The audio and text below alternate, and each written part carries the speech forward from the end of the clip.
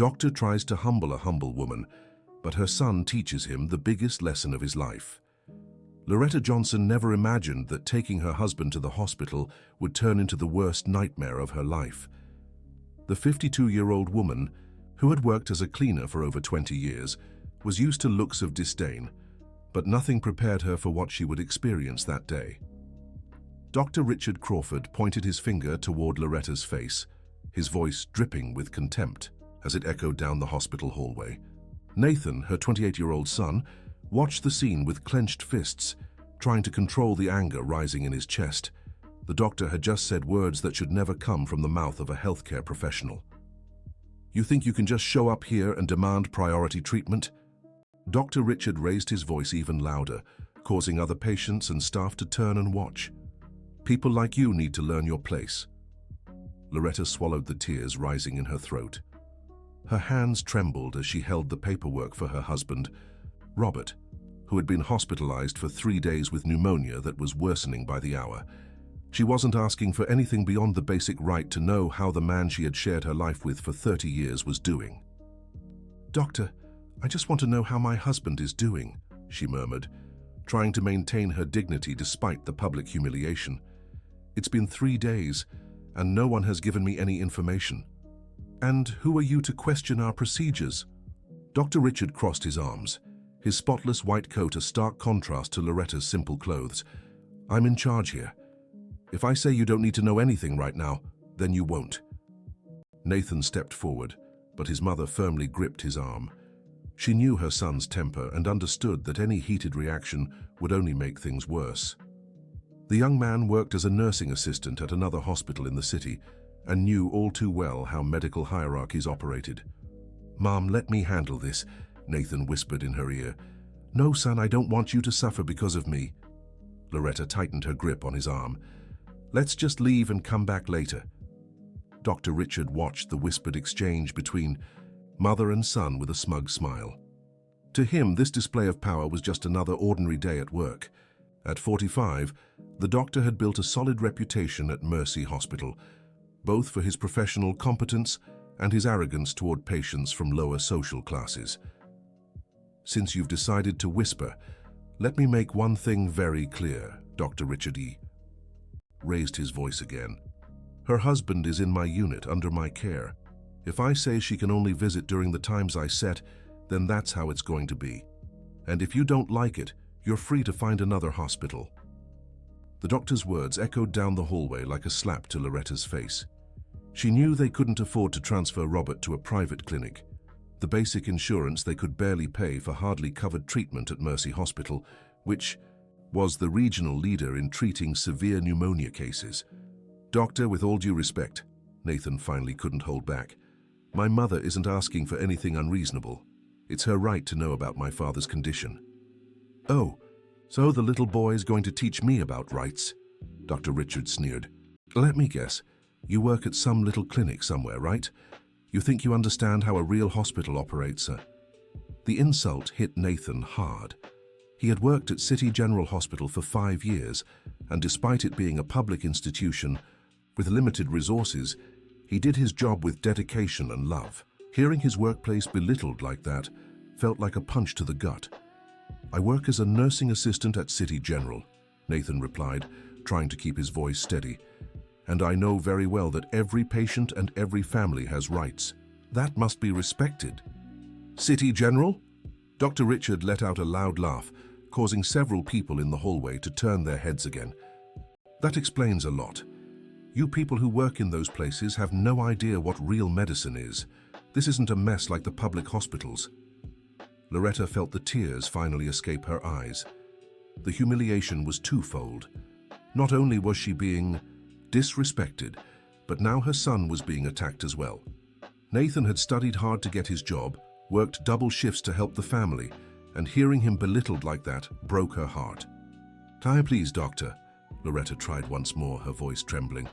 "I just want to know if my husband is getting better. He's all I have in this life." "Aren't you listening?" Dr. Richard stomped his foot impatiently. "I already told you you'll know when I see fit. And if you keep pressuring me, I can very well ban visits altogether." The threat hit Loretta like a bomb. The possibility of not being able to see Robert, of not being by his side when he needed her most, was too terrible to bear.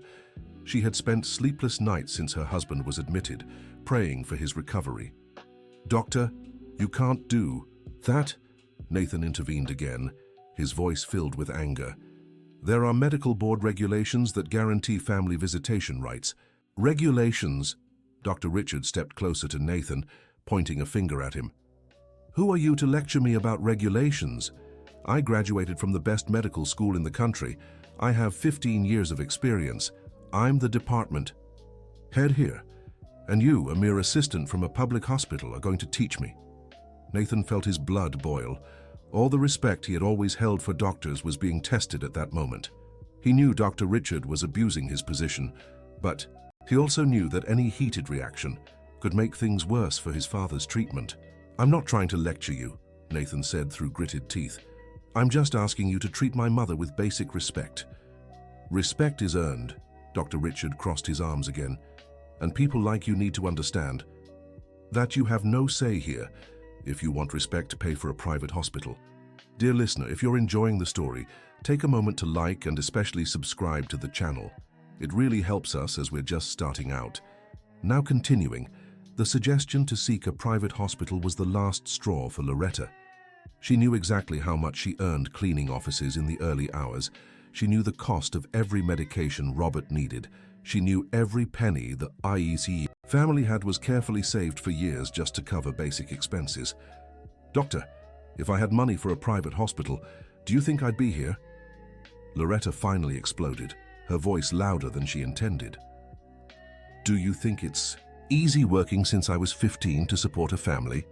Do you think it's easy waking up at 4 every morning to scrub offices?" Dr. Richard laughed disdainfully once more, as if Loretta's emotional outburst was entertainment for him. "Oh, now we're doing drama." He shook his head dismissively. "Look, this isn't theater. If you can't afford better care, then you take what you get. End of story." Nathan watched his mother tremble with rage and humiliation. Loretta Johnson was a strong woman who had raised 3 children practically alone, while Robert worked as a construction worker on job sites that sometimes went months without paying their employees. She had never bowed her head to anyone, always teaching her children that honest work, no matter what it was, deserved respect. "Mom, let's get out of here." Nathan held her arm again. "We'll go find the hospital director. This can't stand." "Director?" Dr. Richard Crawford laughed, even louder. "You can look for whoever you want. Dr. William Peterson has been a personal friend of mine for over 10 years. Do you really think he'll take your word over mine?" The revelation that the director was the doctor's personal friend felt like a bucket of cold water on the hope Nathan still held on to. He knew how hospital hierarchies worked and understood that a nursing assistant from another hospital would hardly have his word considered against that of a chief physician. "Besides," Dr. Richard continued his humiliation, "you should think so very carefully before trying to make trouble for me. Her husband is still hospitalized, still needs treatment. Is it really worth the risk?" The veiled threat sent a chill through Loretta's stomach. The possibility that Robert's treatment could suffer because of a complaint was too terrible to consider. She couldn't risk jeopardizing her husband's recovery over her wounded pride. "Understood the message?" Dr. Richard smiled with satisfaction at the fear in Loretta's eyes. "Now do me a favor and get out of my way. I have more important patients to attend to." Loretta took Nathan's hand and began to walk away, her legs shaking with anger and humiliation. Never in her life had she felt so small, so insignificant. The doctor's words echoed in her mind, like knife wounds, each one confirming all the prejudices she had faced throughout her life as a poor, uneducated woman. "Oh, and just to be clear," Dr. Richard shouted so mother and son could hear even as they walked away, "visiting hours will be once a day from 2 to 3 in the afternoon. No coming and going at all hours." Nathan stopped walking and turned to face the doctor again. "1 hour a day, that's inhumane. My father has severe pneumonia. My mother has the right to stay with him longer." "Right?" Dr. Richard stepped closer again. "I'm the one who decides the rights here. And if you don't like it, you can always take the patient home. Sure, you'll do a great job treating severe pneumonia in that shack you live in." The derogatory reference to their home was the last straw for Nathan. He took a step toward the doctor, fists clenched, but Loretta quickly stepped between them. "Nathan, no," she cried, holding her son with both hands. "It's not worth it, son. It's not worth it." Dr. Richard watched the scene with an even wider smile on his face. To him, this display of power was deeply satisfying. He came from a wealthy family, had studied at the best schools, and always had everything he wanted in life. Humiliating poor people was a way to confirm his own superiority.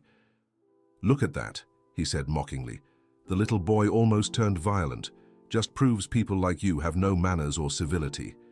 "Manners?" Nathan finally exploded. "You're the one humiliating a woman in a hospital hallway, and you want to talk about manners." "I'm just putting you in your place," Dr. Richard replied coldly. "Places have hierarchies. I'm a doctor. You're what you are." Loretta could no longer hold back her tears, all the tears she had been holding in since. The humiliation finally streamed freely down her face. She had worked her entire life with dignity, raised honest and hard-working children, and always respected everyone regardless of their social standing. Being treated like trash in that way was destroying her self-esteem. "Please, doctor," she begged between sobs. "I just want to take care of my husband. That's all I'm asking." "And I've already told you the rules," Dr. Richard said, glancing at the watch on his wrist, a gold Patek Philippe worth more than Loretta made in 2 years. "Now I have to go. Private patients don't like to wait." The doctor walked away calmly as if nothing had happened. To him, this had just been another routine work interaction. He felt not an ounce of remorse or guilt for what he'd done. In his worldview, people like Loretta and Nathan existed only to serve people like him. Nathan watched his mother cry uncontrollably and felt a rage he had never known before. Loretta Johnson was the strongest woman he knew. She had faced every hardship in life with her head held high, and seeing her broken like this was shattering his heart. "Mom, we'll figure this out," he whispered, hugging her tightly. "I promise we'll find a way." "How, son?" Loretta looked at him with red, swollen eyes. "You heard what he said. The director is his friend. If we complain, your father will suffer the consequences." The weight of the situation settled over Nathan like a massive stone. They were trapped in an impossible choice: accept the humiliation and mistreatment, or risk harming Robert's care. Neither option was acceptable. "We'll talk to other people at the hospital," Nathan said, trying to hold on to hope. "There has to be someone decent working here." "And if there isn't?" Loretta wiped her tears with her sleeve. "What if they're all his friends? What if no one wants to make trouble?" His mother's questions echoed painfully in Nathan's mind. He knew private hospitals operated like closed clubs, where doctors protected each other no matter what. Challenging a senior doctor meant challenging the entire hierarchy of the institution. "Then what do we do?" Nathan asked, more to himself than to her.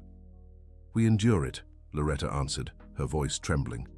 "We swallow the humiliation and endure it for your father." The decision to passively accept the mistreatment felt like a knife to Nathan's heart. Everything he'd been taught, all the values his parents had instilled in him, screamed that this was wrong. But the harsh reality left them with no other options. "It's not fair, Mom," he murmured.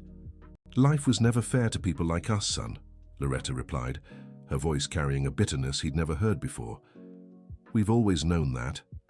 They walked in silence toward the hospital exit. The weight of their humiliation hung over them like a dark cloud. Loretta felt as if all her dignity had been trampled and thrown away. Nathan felt as though he had utterly failed to protect his mother. "What time are you coming back tomorrow?" Nathan asked when they reached the bus stop.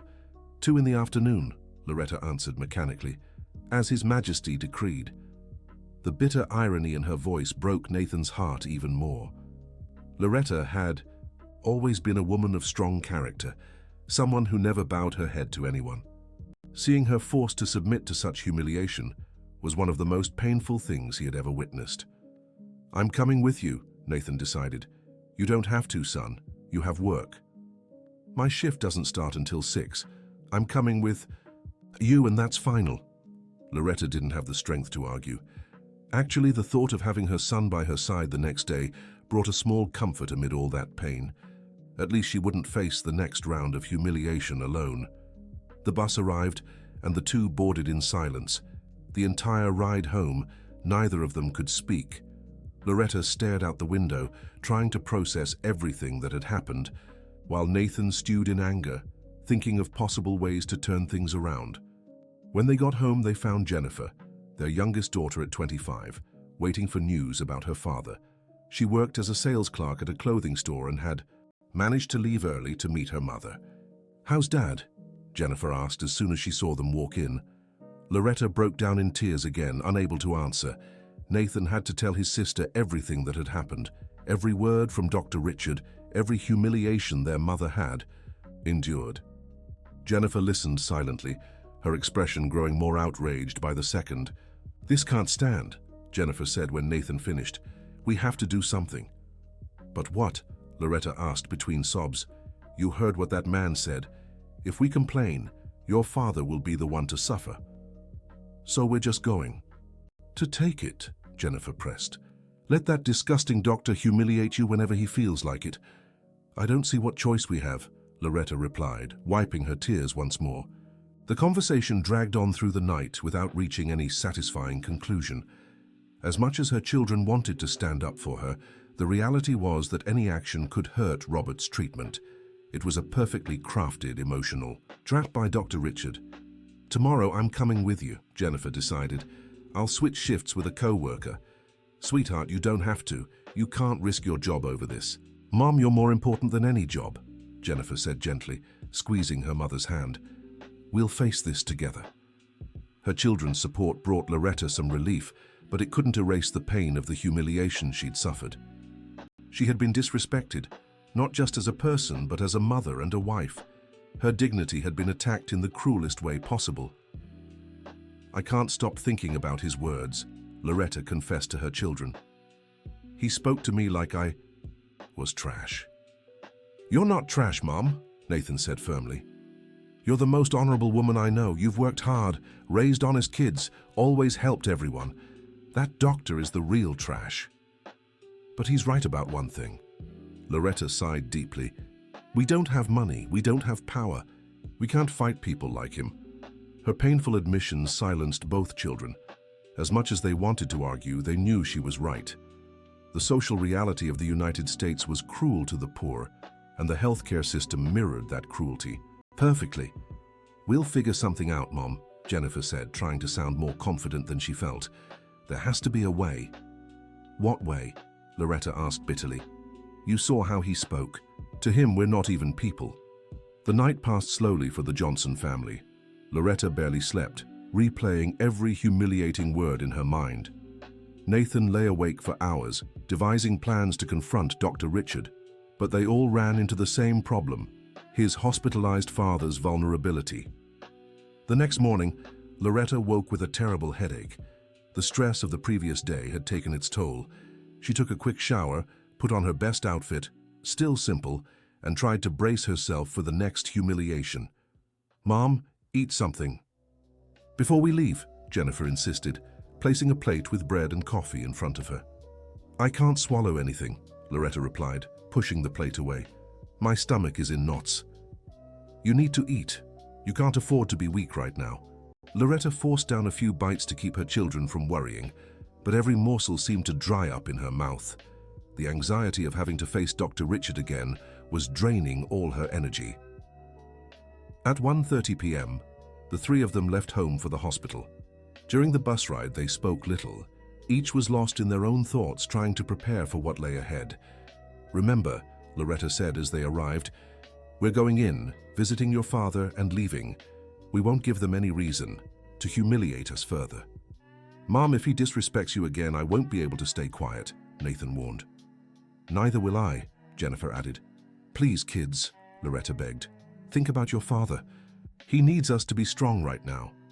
When they reached Mercy Hospital, they headed straight to the ward where Robert was admitted. The hallway buzzed with doctors, nurses, and other visitors. Loretta walked with her head down, avoiding eye contact with anyone. "Well, look who's back," a familiar voice echoed down the hall.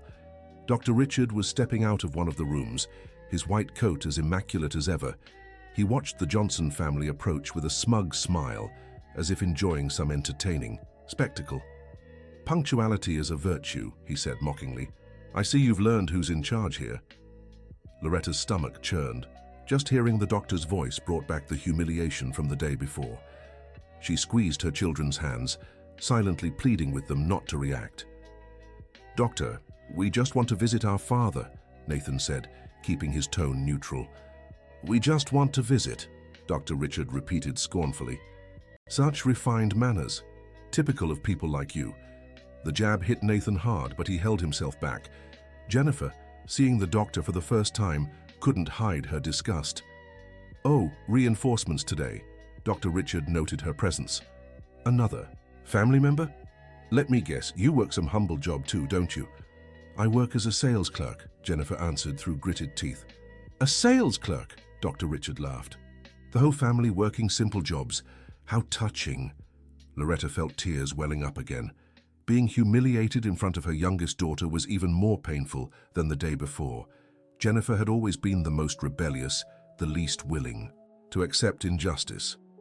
"Well, now that you're all here," Dr. Richard continued his performance, "let me go over the rules again. 1 hour visit from 2 to 3. No loud talking, no crying, no disturbing other patients." "We got it," Nathan muttered. "Got what?" Dr. Richard cupped his hand behind his ear, pretending not to hear. "Speak up, boy." "We understood the rules," Nathan repeated, raising his voice slightly. "That's better," Dr. Richard smiled smugly. "I like it when people are clear with me." Jennifer watched the scene with a mix of anger and disbelief. She had never witnessed anything so cruel in her life. Seeing her mother treated like garbage by this man made her blood boil with rage. "Oh, and one more thing, Dr. Richard." Richard added, as if he had just remembered, "The patient's condition worsened slightly during the night. Nothing serious, but you can't keep asking technical questions. I'll say what I think is necessary, and that's it." The news that Robert had taken a turn for the worse hit the family like a bombshell. Loretta brought her hand to her chest, feeling her heart race. Jennifer stepped forward, ready to question the doctor for details, but Nathan held her back. "What do you mean, worsened?" Loretta asked, her voice trembling. "Worsened," Dr. Richard replied curtly. "That's all you need to know for now." "But doctor, worsened how?" Jennifer couldn't hold back. "What kind of change?" "Who are you to question me?" Dr. Richard turned to her irritably. "Are you a doctor? Do you have the training to understand technical matters?" "No, but I'm his daughter," Jennifer answered firmly. "I have the right to know what's happening." "Right?" Dr. Richard laughed scornfully. "That word again. You people have a strange obsession with rights." "They're rights guaranteed by law," Jennifer insisted, her anger growing by the second. "Law?" Dr. Richard stepped closer to her, pointing his finger. "The law here is me. And if you don't like it, you can always find another place." Loretta stepped between the doctor and her daughter, fearing the situation would escalate further. She knew Jennifer's temper, and that her daughter could explode at any moment. "Please, doctor," Loretta pleaded. "We just want to see him. We won't cause any trouble." "Of course you won't cause trouble," Dr. Richard smiled maliciously. "Because you know very well what could happen if you do." The veiled threat didn't go unnoticed by any of the three. They all understood perfectly that any strong reaction could result in retaliation against Robert. It was a perfect form of emotional blackmail. "Now you can go see the patient," Dr. Richard waved his hand dismissively. "Room 307, 1 hour, not a minute more." The Johnson family walked toward the indicated room, each carrying a different weight in their hearts. Loretta carried the humiliation and worry for her husband. Nathan carried the helpless anger of not being able to defend his mother. Jennifer carried the outrage of witnessing such injustice. When they entered the room, they found Robert asleep. He was paler than during their last visit, with more machines connected to his body. The sight of their father in that state made them all realize just how vulnerable their situation was. "Daddy," Loretta whispered, holding her husband's hand. Robert slowly opened his eyes and smiled at seeing his family gathered by his bedside. Despite his weakened state, his eyes still shone with the love he felt for them. "How are you all?" he asked weakly. We're fine, Dad, Nathan lied, trying to hide his anguish. How are you feeling? A little better, Robert also lied, not wanting to worry his family. Loretta looked at her husband and saw beyond the lie. She had known Robert for 30 years and could tell when he was trying to protect her from something. The man was worse, much worse than he let on. Robert, tell me the truth, she whispered, bringing her face closer to his. How are you really? I'm tired, my love, Robert confessed, his voice revealing a weakness that frightened them all. Very tired. Her husband's words sent a chill through Loretta's stomach. Robert had always been a strong, hard-working man who never complained of exhaustion. Hearing him admit weakness was a sign that the situation was truly serious. The doctor said you got worse during the night, Jennifer commented, trying to get more information. Worse? Robert seemed confused. No one told me anything about that. Robert's confusion confirmed Nathan's suspicions. Doctor, Richard was using Robert's condition as a psychological weapon against the family, exaggerating or inventing information to keep them under control. Dad, has any doctor talked to you today about your treatment? Nathan asked. No, Robert replied, trying to remember. Only the nurse came to give me medicine. It's been days since a doctor properly spoke to me. The revelation was telling. Dr. Richard was neglecting not just the family, but the patient himself. Robert had the right to know about his health, the treatment he was receiving, and his recovery prospects. Robert, Loretta held his hand tighter, do you trust me? Of course I trust you, my love. Then I need you to stay strong, very strong, for me, for our children. I'm trying, Robert answered, squeezing her hand with what little strength he had. The conversation was interrupted by Dr. Richard abruptly entering the room. He didn't knock, didn't ask for permission. He simply walked in as if he owned the place. Time's up, he announced, glancing at his watch. Exactly 60 minutes. Doctor, it hasn't even been an hour, Nathan protested, checking his own watch. Here, I control the time, Dr. Richard snapped. And I said time's up. Please, just a few more minutes, Loretta begged. No, Dr. Richard was firm. Rules are rules. Leave now, or there will be no visit tomorrow. The threat of cancelling the next day's visit was enough to make the family comply. Loretta kissed Robert's forehead, promising to return the next day. The children quickly said goodbye to their father, all visibly upset by the sudden interruption. See you tomorrow, Dad, Jennifer whispered, kissing his hand. See you tomorrow, sweetheart, Robert replied, his eyes showing concern over the tension he sensed between his family and the doctor. As they left the room, Dr. Richard followed them into the hallway. His expression made it clear he wasn't done with the day's humiliations. I hope you made good use of those 60 minutes, he said sarcastically, because tomorrow you might get even less time. Why less time? Loretta asked apprehensively. His condition is delicate, Dr. Richard answered vaguely. I may need to further restrict visits. Doctor, with all due respect, Nathan couldn't hold back. My father has the right to see his family. That's in every hospital policy. Policy? Dr. Richard scoffed.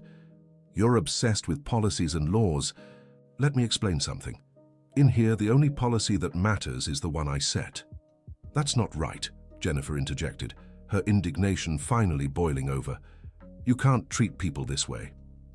Oh, the little salesgirl is going to lecture me on morals. Dr. Richard stepped closer to her with a threatening look. Who do you think you are to question me? I'm a person, Jennifer answered firmly.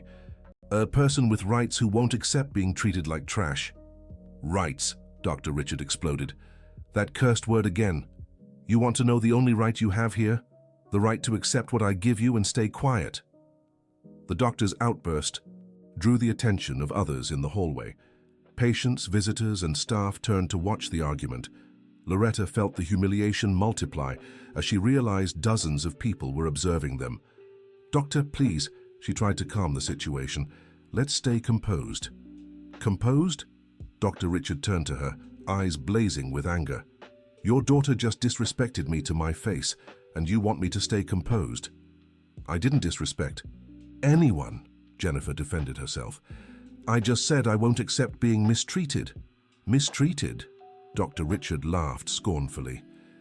You have no idea what it's like to be mistreated. Want me to show you what mistreatment really looks like? The threat made Nathan step in front of his sister, his fists clenched. The situation was spiraling out of control, and he felt he might lose his temper at any moment. Doctor, you're exaggerating, he said, trying to keep some diplomacy in his voice. Exaggerating? Dr. Richard pointed a finger at him. You're the one's exaggerating.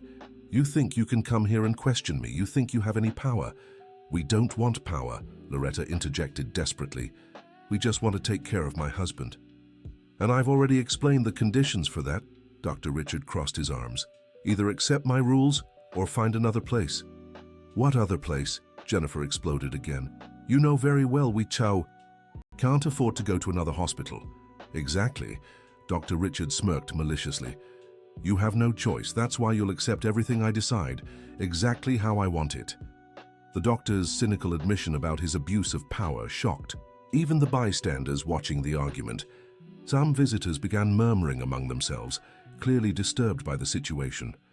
This is blackmail, Nathan said, his voice trembling with anger. Blackmail? Dr. Richard laughed mockingly. This is reality. The reality of those who don't have money to choose. You can't use my father's illness to humiliate us, Jennifer accused. I can, and I am, Dr. Richard replied shamelessly, and I'll keep doing it until you learn to respect me. Respect isn't fear, Nathan said, stepping forward. For people like you, it's the same thing, Dr. Richard answered coldly. Loretta watched the argument with a broken heart. Seeing her children humiliated like this was even more painful than her own humiliation. She had raised Nathan and Jennifer to be dignified, hard-working, respectful people. Watching them be treated like trash by this man was destroying her soul. Please, stop, she begged, tears streaming down her face. Please, stop this. Oh, now the waterworks start again. Dr. Richard observed Loretta's tears with satisfaction. Typical. When you can't argue, you turn to drama. You're a monster, Jennifer whispered, her voice filled with disgust. Monster? Dr. Richard stepped dangerously close to her. I'm a respected doctor, graduated from the best university in the country. Well, you are what you are. We're honest people, Nathan said proudly. We work with dignity, raise our families with love, help our neighbors. That's worth more than any diploma. Worth? Dr. Richard laughed. Then why are you here? Begging for scraps of attention. If you were worth anything, you'd be in a private hospital. The doctor's cruel logic hit them like a knife. He was using the family's poverty as a weapon, turning their lack of financial resources into a lack of human worth. Money doesn't define a person's value, Loretta said between sobs. Oh, it does, Dr. Richard replied coldly. At least in here it does. Those with money get VIP treatment. Those without get the leftovers. That's inhuman, Jennifer murmured. That's capitalism, Dr. Richard corrected. And you're at the bottom of the pyramid. Accept it and your lives will be much easier. The doctor's life philosophy was laid bare in all its cruelty. To him, poor people didn't deserve respect, dignity, or equal treatment. They were just numbers, statistics, problems to be solved as quickly as possible. Well, I think I've wasted enough time on you today. Dr. Richard glanced again at his expensive Patek Philippe watch. I have important patients to attend to. All patients should be important, Nathan muttered. Should they? Dr. Richard turned one last time. Welcome to the real world, kid. Some people are more important than others. Accept it. The E. Doctor walked away calmly, leaving the Johnson family emotionally shattered in the hallway. Loretta was still crying. Jennifer was trembling with anger, and Nathan felt a helplessness he had never experienced before. Mom, let's get out of here, Jennifer said, holding her mother's arm. We can't abandon your father, Loretta replied automatically. We're not abandoning him. We'll come back tomorrow. But right now, we need to leave before I do something stupid. Jennifer's tone made it clear she was at her breaking point. Nathan agreed with his sister, knowing that staying at the hospital any longer would only lead to more humiliation. Come on, Mom, he said softly. We'll come back tomorrow. The three walked toward the hospital exit, each lost in their own dark thoughts. The hallway, which had once seemed just a physical space, had now become a battlefield where they would always end up defeated. "I can't take this anymore," Jennifer confessed once they reached the street. "You have to," Loretta replied mechanically. "For your father." "But for how long, Mom? How long are we going to let that man humiliate us?" "Until your father recovers and we can leave this place." Loretta's answer carried a heartbreaking resignation. It was as if she had completely given up fighting, as if she had accepted that this was their natural place in life. "Mom, this isn't normal," Nathan said. "Doctors can't treat patients and families like this." "Normal or not, it's what's happening," Loretta sighed deeply, "and we can't change it." "Yes, we can," Jennifer insisted. "There must be some authority, someone who oversees these things." "And do you think anyone will believe a janitor's word over that of a chief doctor?" Loretta asked bitterly. Her question laid bare the cruel reality of their situation. In the United States, the words of poor people carried little weight against those of the wealthy and powerful. The justice system, though theoretically equal, in practice only reinforced social inequalities. "So what do we do?" Nathan asked. More to himself than to the others. "We endure," Loretta repeated. "We swallow the humiliation and endure." "That's not living, Mom," Jennifer said sadly. "That's surviving." "For people like us, surviving is already a victory," Loretta replied, her voice heavy with decades of accumulated exhaustion. The bus arrived, and the three boarded in. Silence.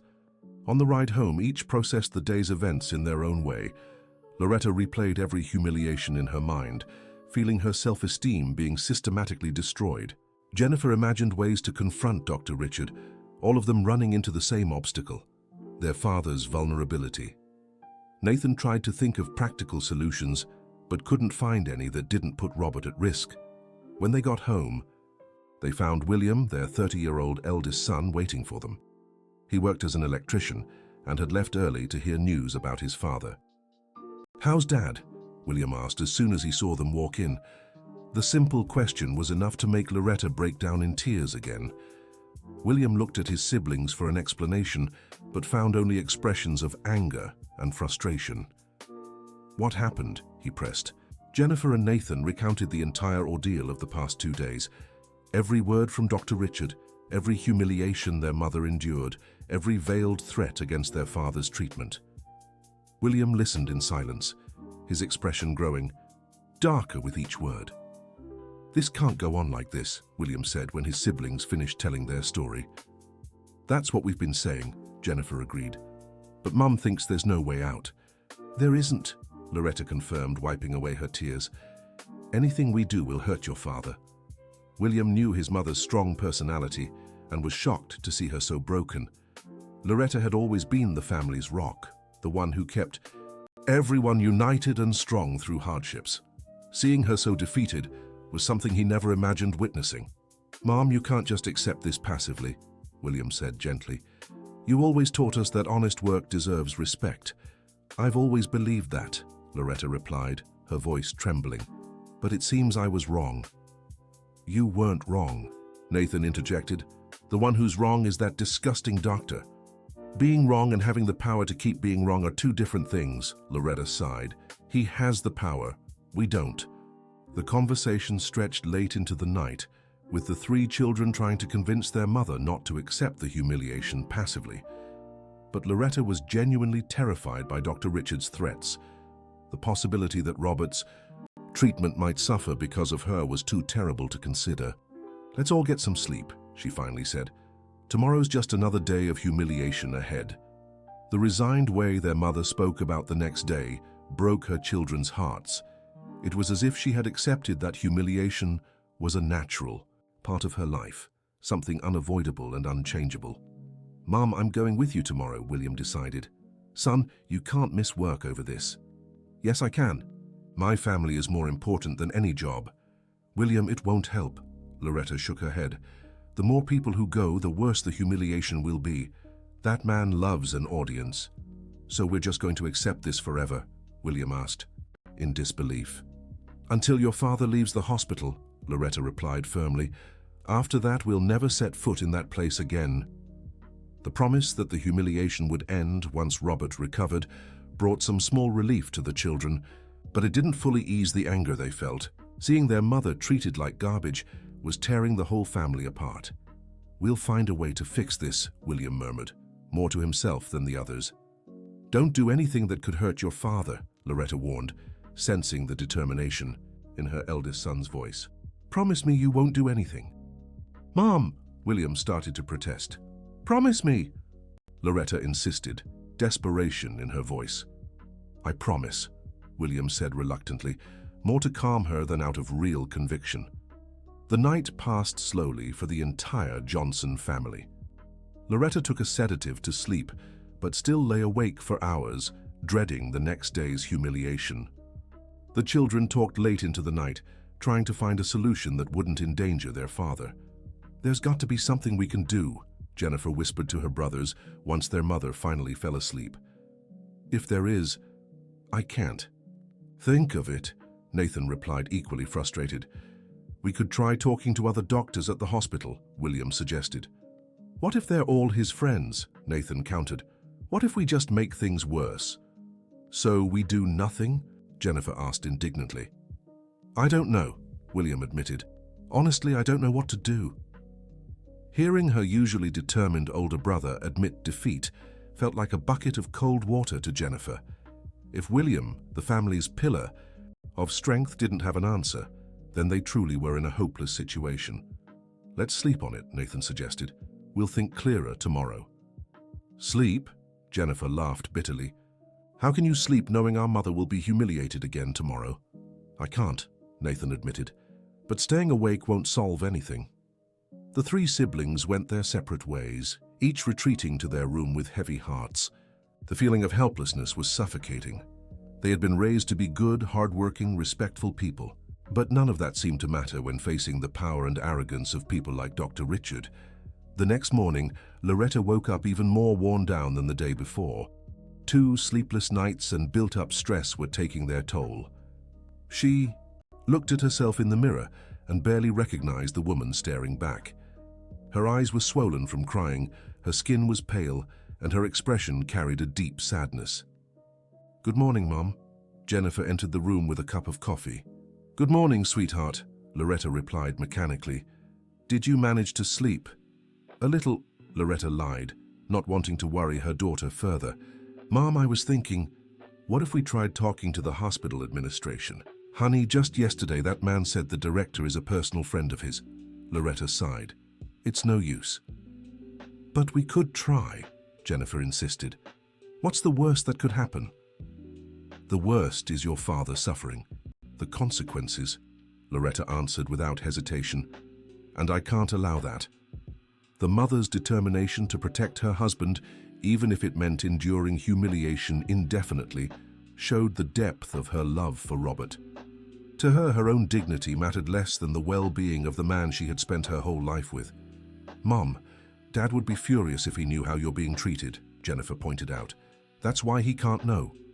Loretta was firm. "And you won't tell him anything. He needs to focus on getting better."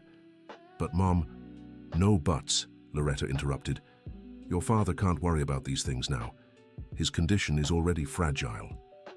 Her genuine concern for her husband was understandable, but the children couldn't accept that it meant passively enduring humiliation. They had been raised to stand up for their rights, not to bow their heads to injustice. "We'll find a way, Mom," Jennifer promised.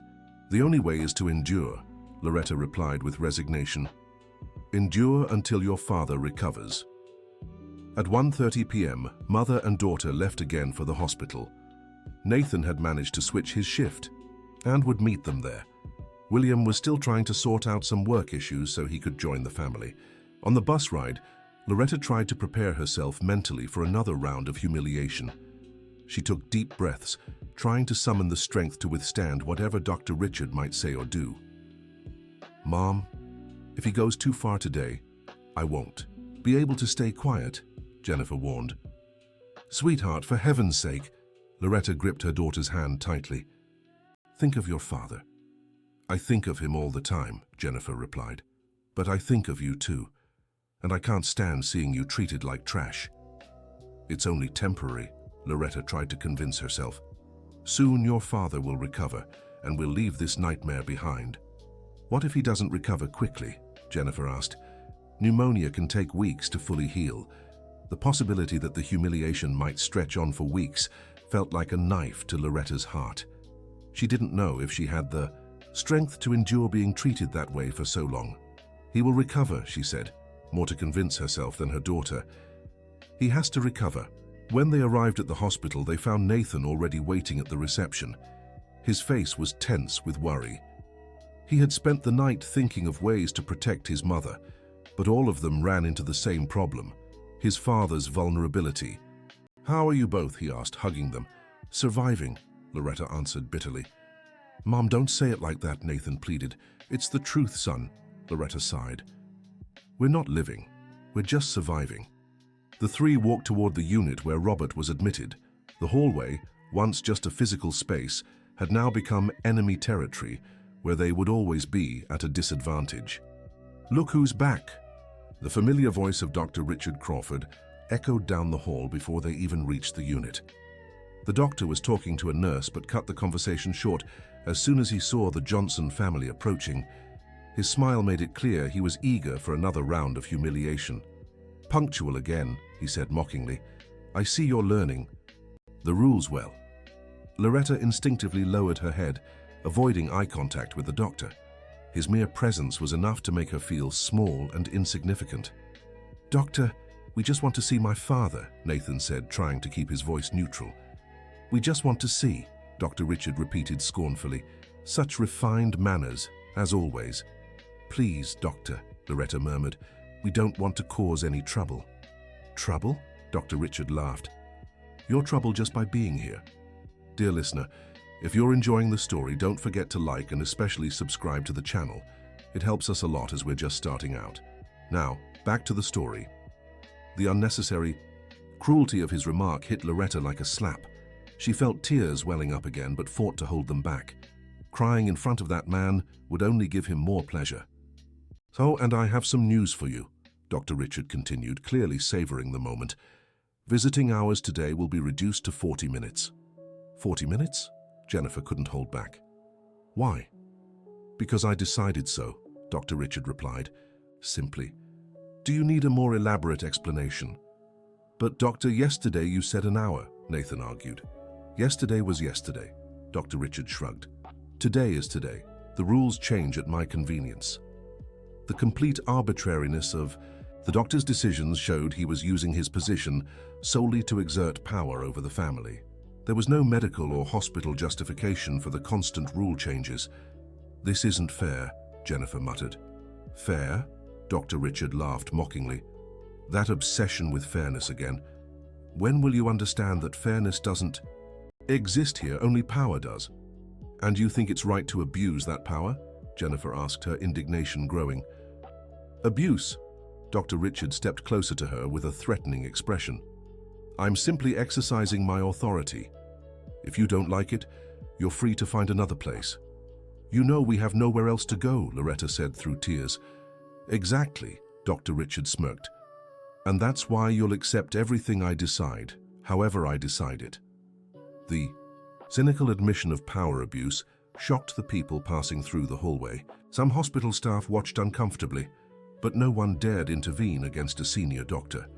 Well, since we've wasted time with this pointless conversation, Dr. Richard glanced at his expensive watch. Visiting time has already started. Counting. 5 minutes are already gone. But we haven't even entered the room yet, Nathan protested.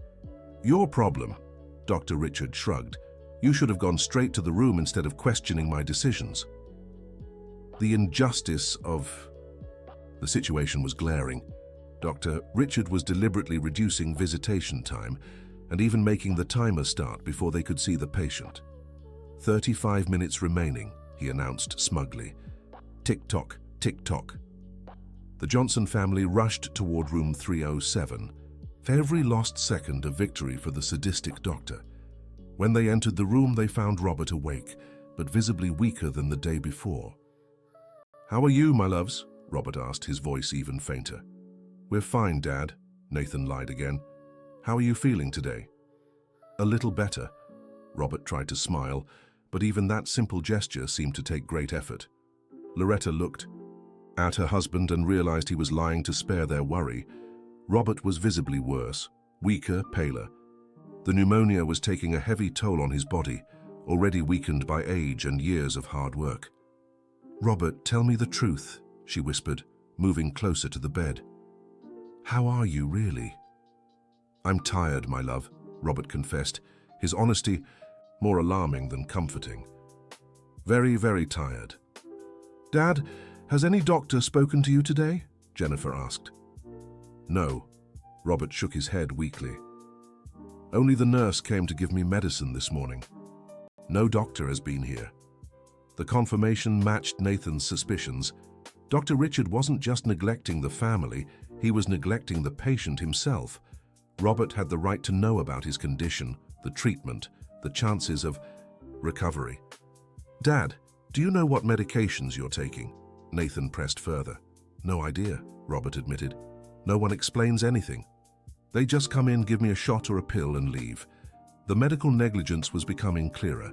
Robert was being treated like an object, not a human being with rights and a need to know about his own health. "Robert," Loretta held her husband's hand, "you need to stay strong, very strong for us." "I'm trying, my love." Robert squeezed her hand with what little strength he had. "But it's hard." "Why is it hard?" Jennifer asked, uneasy at her father's candor. "I can't explain." Robert replied. "It's like my body isn't responding to the treatment." His words made them exchange worried glances.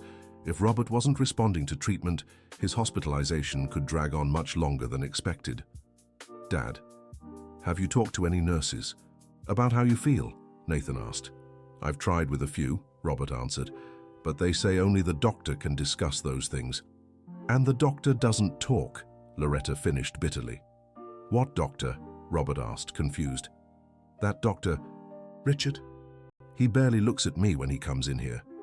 The confirmation that Dr. Richard was neglecting even direct patient care was the last straw for Nathan. The doctor wasn't just humiliating the family, he was actively harming Robert's treatment. "Dad, when he comes in, what does he do?"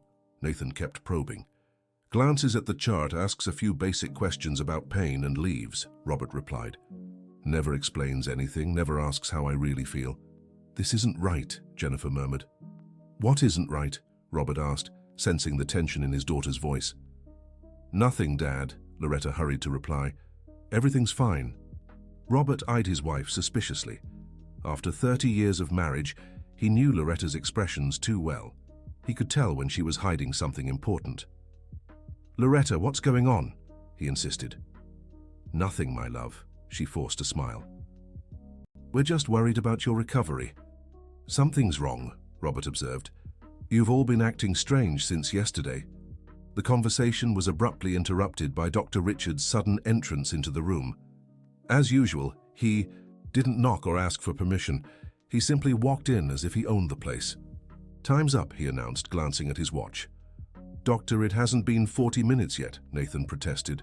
"To me it has," Dr. Richard replied coldly.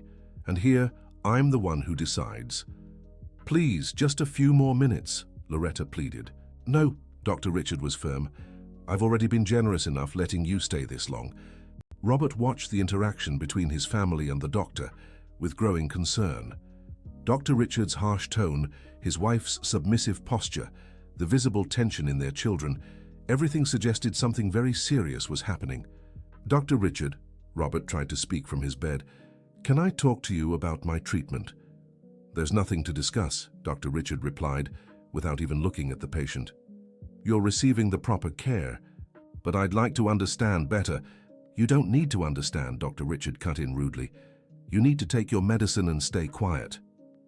The brutal way the doctor treated Robert in front of his family was the last straw for Nathan. Seeing his father, already weakened by illness, being disrespected like that made his blood boil. "Doctor, my father has the right to know about his own treatment," Nathan said, trying to control his anger. "Right?" Dr. Richard turned to him irritably. "That cursed word again. How many times do I have to explain that I decide what rights exist here?" "That's not legal," Jennifer interjected. Patients have rights protected by law. Law? Dr. Richard scoffed. You live in a fantasy world. Here, the only law that matters is my will. Robert watched the argument with growing clarity about what was happening. His family was being systematically humiliated by this arrogant doctor, and he was being used as an emotional hostage to ensure their submission. Dr. Richard, Robert tried again, gathering what little strength he had. I demand to be treated with respect, as does my family. Demand? Dr. Richard stepped closer to the bed with a dangerous expression. Who do you think you are to demand anything? I'm a human being, Robert replied with dignity, despite his weakened state. And I deserve respect. Respect is earned, Dr. Richard retorted cruelly, and people like you and your family haven't earned a thing here. The direct insult against Robert in his own hospital bed was too much for Loretta. Seeing her husband, attacked when he was most vulnerable, turned all her pain into a rage she didn't even know she had. Stop it, she exploded, her voice echoing through the room. Stop humiliating my family. Humiliating? Dr. Richard turned to her with amused surprise. Finally, the little mouse found her voice. I am not a mouse, Loretta said with a firmness that even surprised her children. I'm a hard-working, honest woman who deserves respect. Deserve? Dr. Richard laughed mockingly. Based on what? Your job as a cleaner? Your husband being a construction worker? Your kids having meaningless jobs? Based on the fact that I'm a human being, Loretta shot back, her tears now from anger rather than humiliation. Something you seem to have forgotten you are. Loretta's response stunned everyone in the room, including Dr. Richard. It was the first time she had directly confronted the doctor, the first time she refused to back down. Watch what you say, Dr. Richard warned darkly. You still need me to care for your husband. Care? Loretta laughed bitterly. You call this care? Ignoring the patient, withholding information, treating everyone like trash? I treat everyone, according to their social standing, Dr. Richard. Richard replied coldly, and you're at the bottom of the pyramid. Social status doesn't define character, Robert interjected from the bed, his voice gaining strength from indignation. And you're showing you have a terrible character. Character? Dr. Richard laughed mockingly. Who are you to talk about character? A construction worker who can't even afford decent health insurance. I'm a man who's worked honestly my whole life, Robert answered with pride. Who raised upright children, who always respected everyone. That's worth more than any diploma. Worth it? Dr. Richard gestured around the room. Then why are you here begging for public health care? Because accidents happen, Robert replied with dignity. Illness doesn't pick social class. But treatment does, Dr. Richard retorted cruelly, and you're getting exactly the treatment you deserve. The doctor's disproportionate cruelty was finally exposed in its purest form. He wasn't just abusing power. He was deliberately psychologically torturing a vulnerable family. You're a monster, Jennifer said, her voice trembling with anger. Monster? Dr. Richard stepped dangerously close to her. I'm just being honest about how the world works. You'd rather live in the fantasy of equality. Equality isn't a fantasy, Nathan intervened. It's a basic right. Basic rights are for those who can pay for them, Doctor. Richard replied cynically. You came here for free, so you get free treatment. We didn't come for free, Loretta protested. We pay taxes, we pay for health insurance, we deserve dignified care. Basic health insurance, Doctor. Richard scoffed, which covers only the bare minimum, and the bare minimum is what you're getting. The bare minimum includes human respect, Robert said from the bed. Includes? Dr. Richard turned to him irritably. According to whom? According to the Constitution, human rights, any medical ethics code, Nathan listed.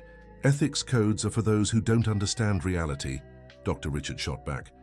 The reality is you need me far more than I need you. And you think that gives you the right to torture us? Loretta asked, her tears now fueled by purifying anger. Torture? Dr. Richard laughed.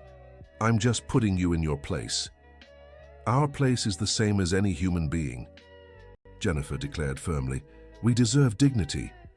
Dignity is earned, Dr. Richard replied coldly, and you've earned nothing.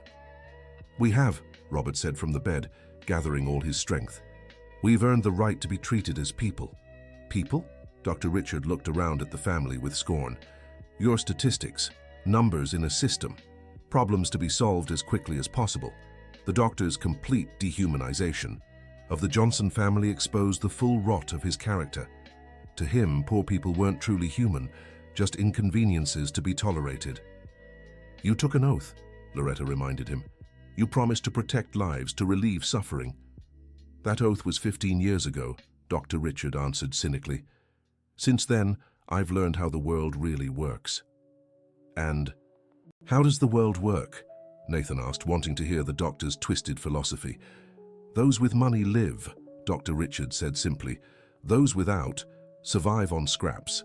That's inhuman, Robert murmured from the bed. That's capitalism, Dr. Richard corrected. And you're part of the pyramid's base. Accept it. We'll never accept being treated like trash, Loretta declared, her dignity finally reclaiming control. Then you'll suffer, Dr. Richard replied coldly, because you have no choice. We always have a choice, Nathan said with determination. The choice to keep our dignity. Dignity doesn't pay. For medical treatment, Dr. Richard replied cruelly. But it lets us sleep with a clear conscience, Jennifer observed, something you probably can't do. I sleep perfectly fine, Dr. Richard lied, in a comfortable bed, in an expensive house, without worrying about people like you. People like us? Loretta asked, her anger reaching a level she didn't know existed. Hard-working, honest people who've dedicated their lives to building a family? Irrelevant people, Dr. Richard answered with a cruelty that left everyone silent. The word irrelevant hit the family like a bomb. It was the most complete denial of their humanity, their worth, their very existence as beings deserving of any consideration. We are not irrelevant, Robert said from the bed, his voice gaining a strength no one expected. We raise children who save lives, who care for others, who make a difference in the world. Make a difference? Dr. Richard scoffed. Where, in public hospitals, cleaning offices, selling clothes? They do, Loretta fiercely defended her children. Nathan saves lives every day at the hospital where he works. Jennifer helps people feel beautiful and confident. William brings light to homes that were in darkness. How poetically irrelevant, Dr. Richard said sarcastically. You're the irrelevant one, Nathan finally exploded. Relevant people help, care, and treat others with dignity. All you know how to do is humiliate and destroy. Destroy? Dr. Richard stepped dangerously close to him. You want to see what destruction looks like? Want to see what I can do with the old man's treatment? The direct threat against Robert was the absolute limit for the entire family. Seeing their father used as emotional leverage by that despicable man was unbearable. You can't do that, Loretta said, but her voice betrayed real fear. I can and I will if you keep disrespecting me, Dr. Richard replied with malice. Disrespecting? Jennifer snapped. Who's disrespecting who here? You're questioning my authority, Dr. Richard said coldly. That's disrespect. Questioning authority when it's abused isn't disrespect, Nathan declared. It's dignity. Dignity? Dr. Richard laughed mockingly.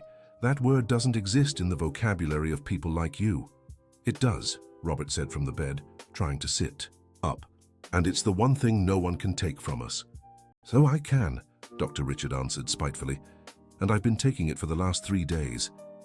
You haven't taken anything, Loretta said, her voice gaining new strength. You've tried, but you haven't succeeded. Haven't I, Doctor? Richard eyed the tears on her face. Look in the mirror and tell me if you still have dignity. I do, Loretta replied, wiping her tears. Crying doesn't mean losing dignity. It means being human. Being human? Dr. Richard sneered. You want to be treated like humans? Then pay for human treatment. We already pay, Nathan reminded him. With taxes, with health insurance, with years of honest work. You pay crumbs, Dr. Richard shot back. You get crumb-level treatment. Crumbs are all you offer in humanity, Jennifer remarked. We offer respect, honesty, hard work. You offer cruelty. Cruelty is a strong word, Dr. Richard said, pretending. Offense. It's the right word, Robert interjected from the bed. You're being cruel to a family that just wants to care for their loved one. Cruel would be denying treatment, Dr. Richard replied. I'm giving treatment, I'm just not giving respect. Why not? Loretta asked, genuinely curious about his motivation. Because you don't deserve it, Dr. Richard answered simply. Based on what? Nathan pressed. What did we do to deserve this treatment? You were born poor, Dr. Richard answered with brutal honesty. And you stayed poor. That's not a crime, Jennifer observed. It's not a crime, Dr. Richard agreed. But it's not a virtue either. And being rich is a virtue? Robert asked from the bed. It's intelligence, Dr. Richard replied. It's competence, it's superiority. Superiority, Loretta laughed bitterly. You think you're superior? I don't think it, Dr. Richard corrected. I am superior. I have more money, more education, more power. You have less humanity, Nathan remarked. Humanity doesn't pay the bills, Dr. Richard shot back. But it lets you sleep at night, Jennifer added. I sleep just fine. Dr. Richard lied again. I doubt that, Robert said from the bed. People who treat others like this carry a weight on their conscience. Conscience is a luxury for those who can afford it, Dr. Richard replied cynically. Conscience is free, Loretta corrected. It comes standard in every human being. Some are born without it, Dr. Richard suggested. Or choose to ignore it, Nathan observed. Choice is an interesting word, Dr. Richard said, stepping closer to the family again. You can choose to accept your place in the hierarchy, or you can choose to make things harder for yourselves. We choose to keep our dignity, Loretta declared. Then you've chosen to suffer, Dr. Richard replied coldly. Suffering is no shame, Robert said from the bed. Shame is making others suffer needlessly. Need is a matter of perspective, Dr. Richard countered. From your perspective, what's the need to humiliate us? Jennifer asked. Dr. Richard paused for a moment, as if the question had caught him off guard. He had never been directly challenged about his motivations for cruelty. You're questioning my authority, he said finally, but his voice lacked its earlier conviction. Questioning abusive authority is every citizen's right, Nathan reminded him. Right, Dr. Richard murmured, but the word carried less venom than before. Do you have children? Loretta asked suddenly. The question took Dr. Richard completely by surprise. His expression changed instantly, as if a mask had slipped from his face.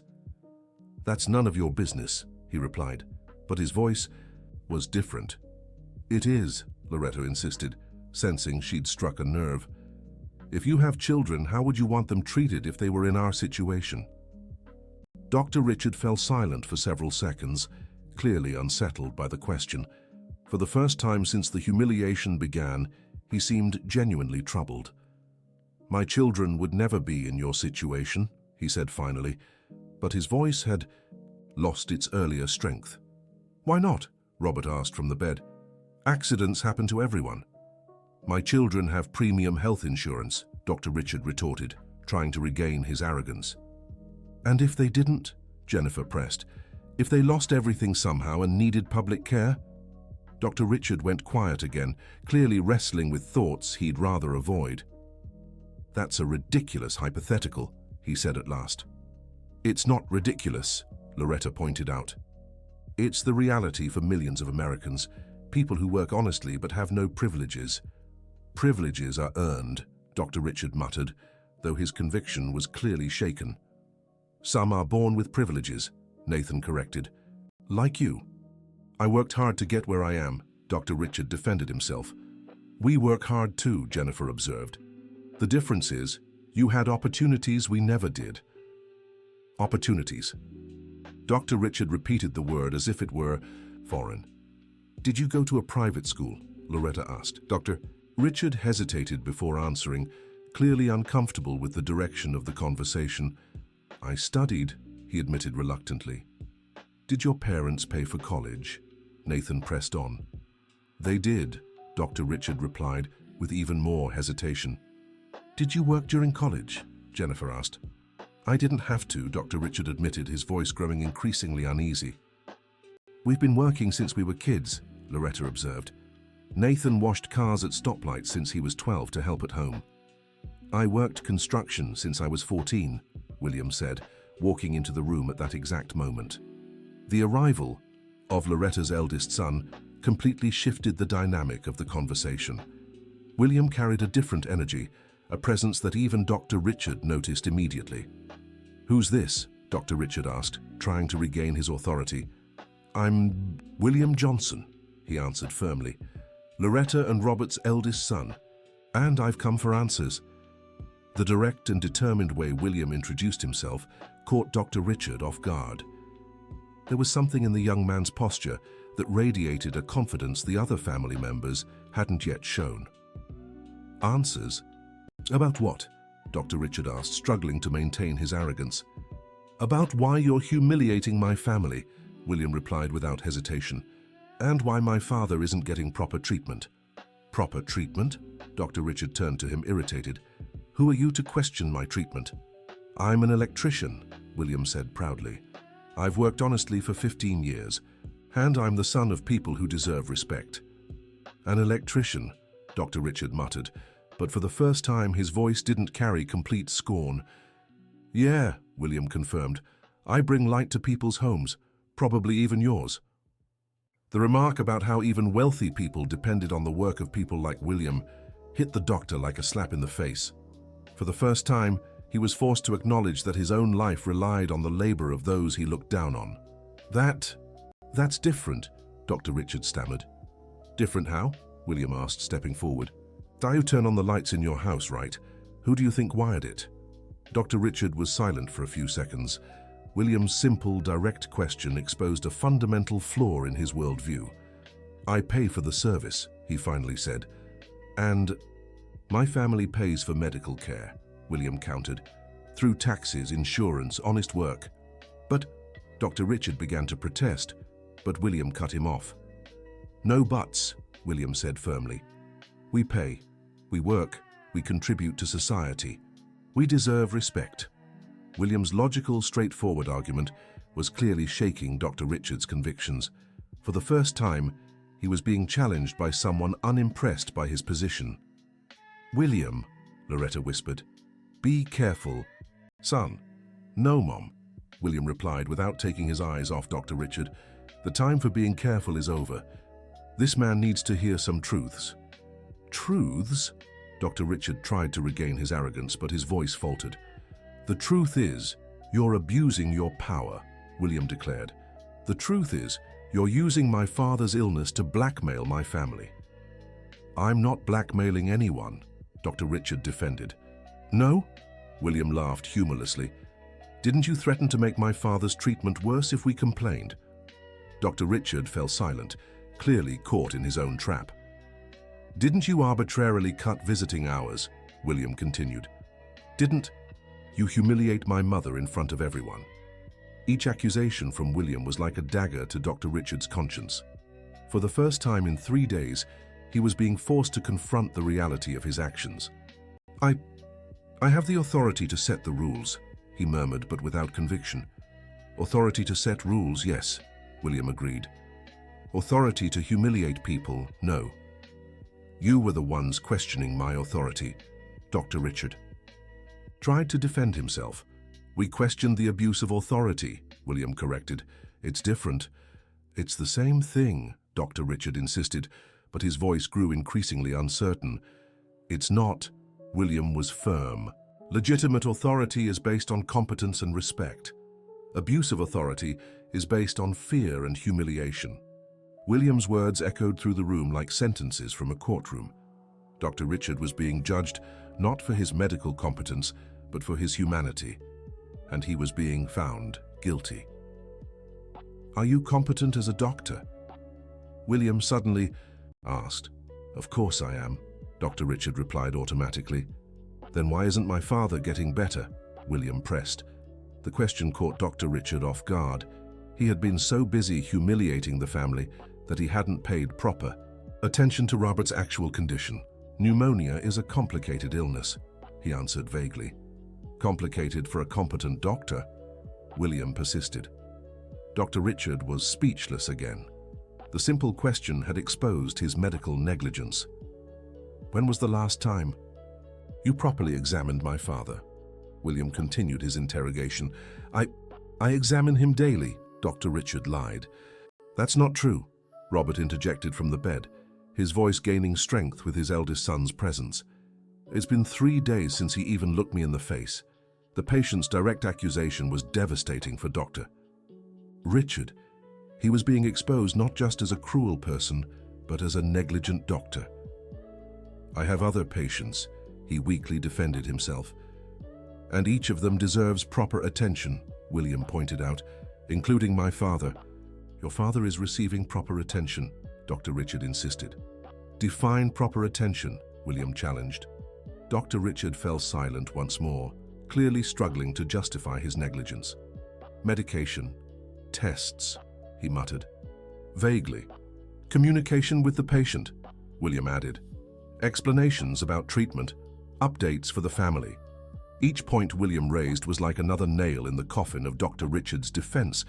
The doctor was being systematically dismantled by his own arrogance. Communication, that's secondary, he stammered. Secondary? William laughed in disbelief. For whom? For the patient who doesn't know what's happening to him, for the family desperate for answers. For the medical treatment, Dr. Richard tried to justify. That's a lie, William stated firmly. Communication is a fundamental part of any treatment. You know that. Dr. Richard was being cornered by his own incompetence and cruelty. William was systematically tearing apart every one of his excuses. You swore to protect lives and ease suffering, William reminded him. Are you doing that? I'm protecting his life, Dr. Richard pointed at Robert. And increasing the suffering of the entire family, William observed. Doesn't that contradict your oath? The question struck Dr. Richard like lightning. For the first time, he was forced to confront the contradiction between his medical duties and his cruel actions. The family's suffering isn't my responsibility, he said weakly. Isn't it? William questioned. Aren't you deliberately causing that suffering? Dr. Richard stayed silent, finally faced with the inescapable reality of his actions. So, William continued, you're deliberately increasing human suffering. Doesn't that contradict everything medicine stands for? William's words echoed through the room like a final verdict. Dr. Richard was being confronted not just with his actions, but with the philosophy that motivated them. I don't have to be nice, he murmured, his last defense. You don't have to be nice, William agreed. But you do have to be human. Human, Dr. Richard repeated the word as if it were poisonous. Yes, William confirmed.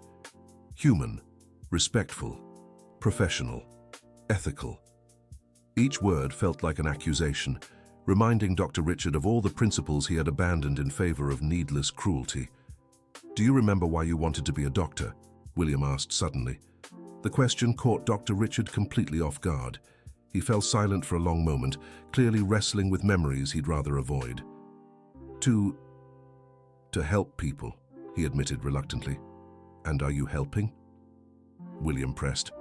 Dr. Richard looked around the room, seeing the family he had systematically humiliated over the past 3 days. Robert pale in bed, Loretta with eyes red from crying, Nathan and Jennifer with expressions of pain and anger. I'm treating the illness, he said weakly. Illness is more than physical symptoms, William observed. Illness affects the whole person, the whole family. Are you treating that? Dr. Richard fell silent again, forced to confront his negligence, not just medical but human. What would you say if it were your family being treated like this? William asked, the final and devastating question.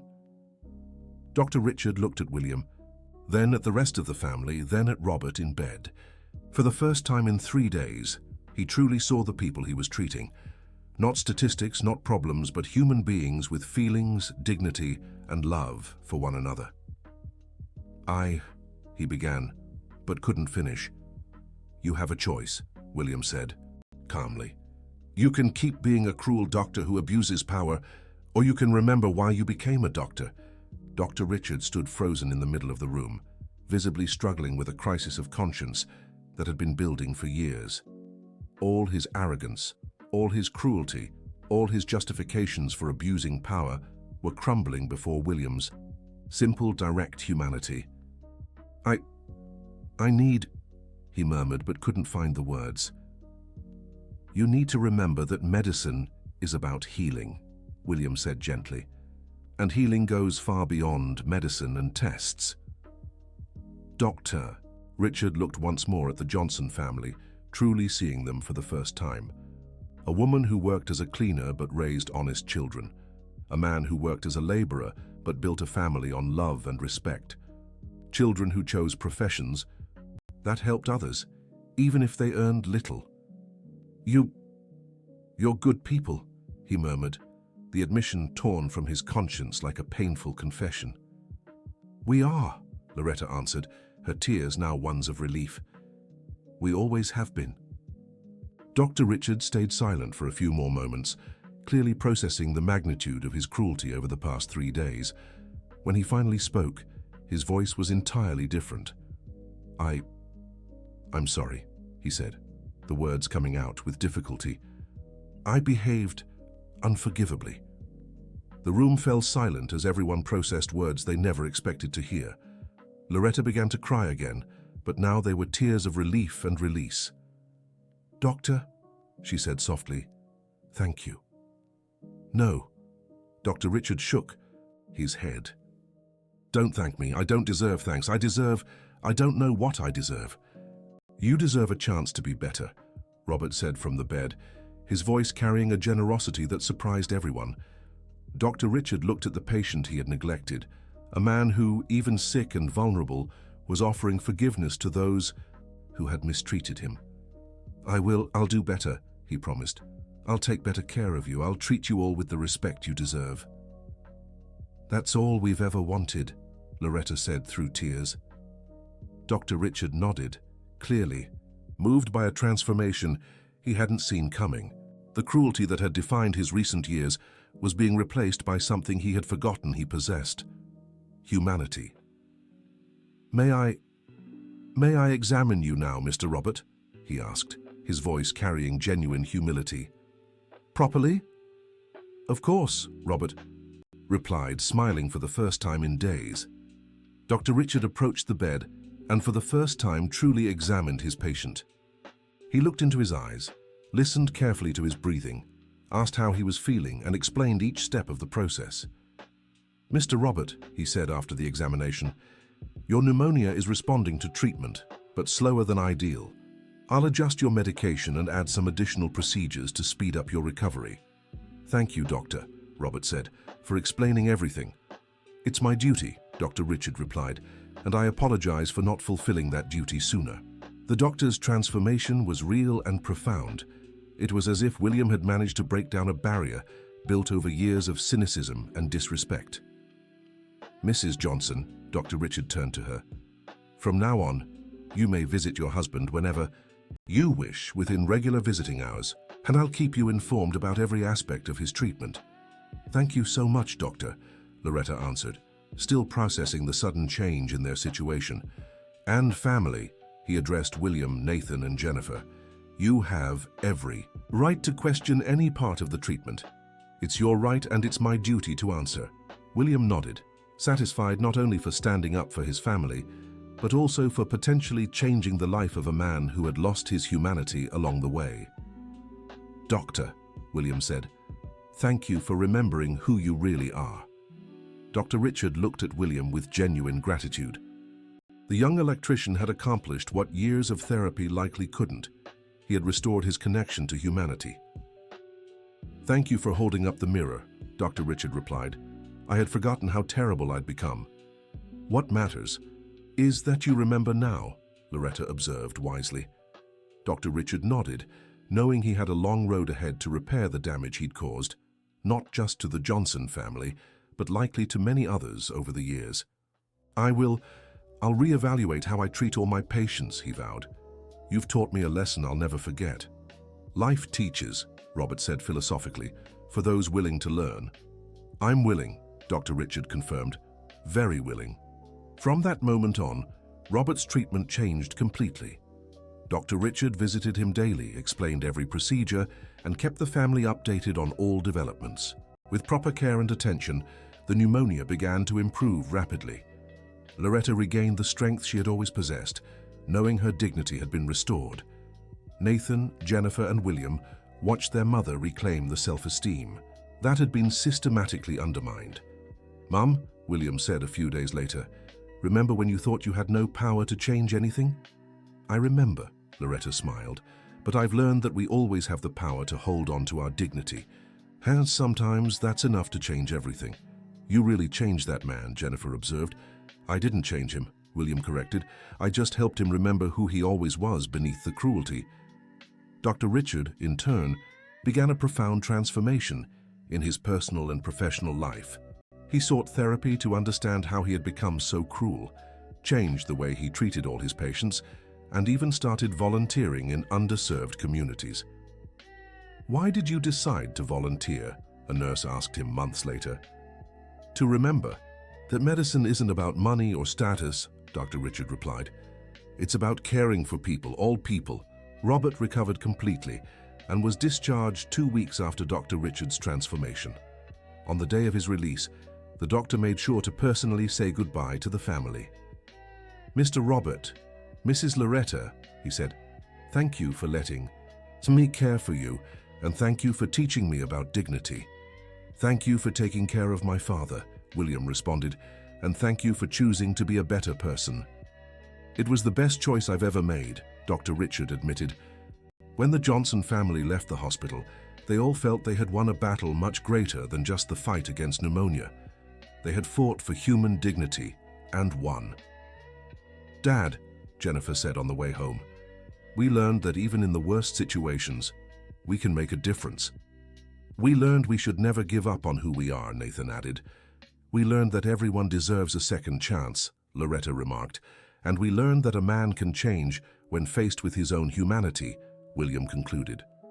Robert, now fully recovered, looked at his family with immense pride. He had raised children who knew how to fight for justice, but also knew how to forgive. He had married a woman who kept her dignity even in the worst circumstances. "You make me so proud," he said, "all of you." Dr. Richard continued working at Mercy Hospital, but as a completely changed man. He became known not for his arrogance, but for the compassion he showed every patient, regardless of their social standing.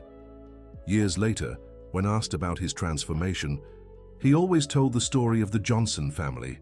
"They taught me that true medicine goes far beyond technical knowledge," he would say. "True medicine is about treating every person as if they were your own family." The Johnson story spread through the hospital as an example of how human dignity can prevail even in the most difficult situations. Nurses, doctors, and staff began rethinking their own attitudes toward patients. "Have you heard the story of the Johnson family?" a new nurse once asked. "We have," a more experienced one replied. "It's a story everyone here should know. It's about never giving up on being human." Loretta returned to her work as a cleaner, but with renewed self-esteem. She had proven to herself that dignity doesn't depend on money or social status, it depends on character. Mrs. Johnson, one of the executives in the office she cleaned, commented, "You seem different lately." "I learned an important lesson," she replied with a smile. "I learned that my work is worthy, that my family is wonderful, and that I don't need anyone's approval to know my worth." Nathan kept working at City General Hospital, but now with an even deeper understanding of the importance of treating every patient with dignity. "Why do you treat every patient like their family?" a co-worker asked. "Because I learned that everyone is someone's family," Nathan answered, "and everyone deserves to be treated with love." Jennifer also changed her perspective at work. She began seeing every customer not just as a sale, but as a person with dreams and needs. "You have a special way of dealing with customers," her manager observed. "I've learned that treating people well costs nothing," Jennifer replied, "and it makes all the difference in the world." William continued working as an electrician, but now with an even deeper understanding of the power of words and human dignity. "William," a client remarked, "you have a different way of working. It's like you really care." "I do care," William answered. "My work brings light into people's homes. That's important. Every honest job is important." The transformation wasn't limited to just the Johnson family and Dr. Richard. The story spread through the community as an example of how ordinary people can make extraordinary differences when they refuse to give up their dignity. Have you heard the story about that family who changed an arrogant doctor? Neighbors would ask. Yes, others would reply. It shows we should never stop fighting for what's right. Months later, Dr. Richard sought out the Johnson family at home to thank them personally for the change they had brought to his life. I wanted to thank you again, he said when Loretta opened the door. You didn't just save my career, you saved my soul. Doctor, Loretta smiled. You saved yourself, we just helped you remember who you always were deep down. Can I speak with William? Dr. Richard asked. I'd like to thank him especially. William appeared and greeted the doctor with a firm handshake. William, Dr. Richard said, you changed my life with your words. How can I repay you?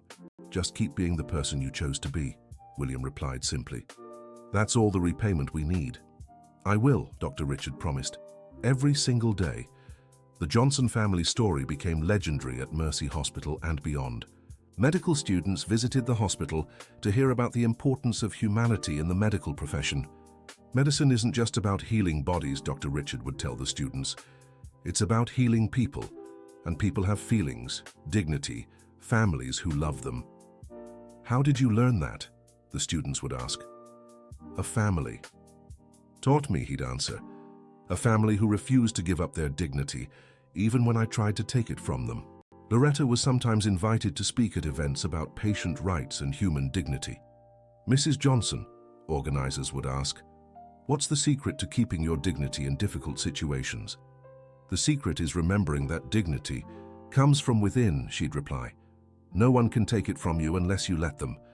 But what if the situation seems truly impossible?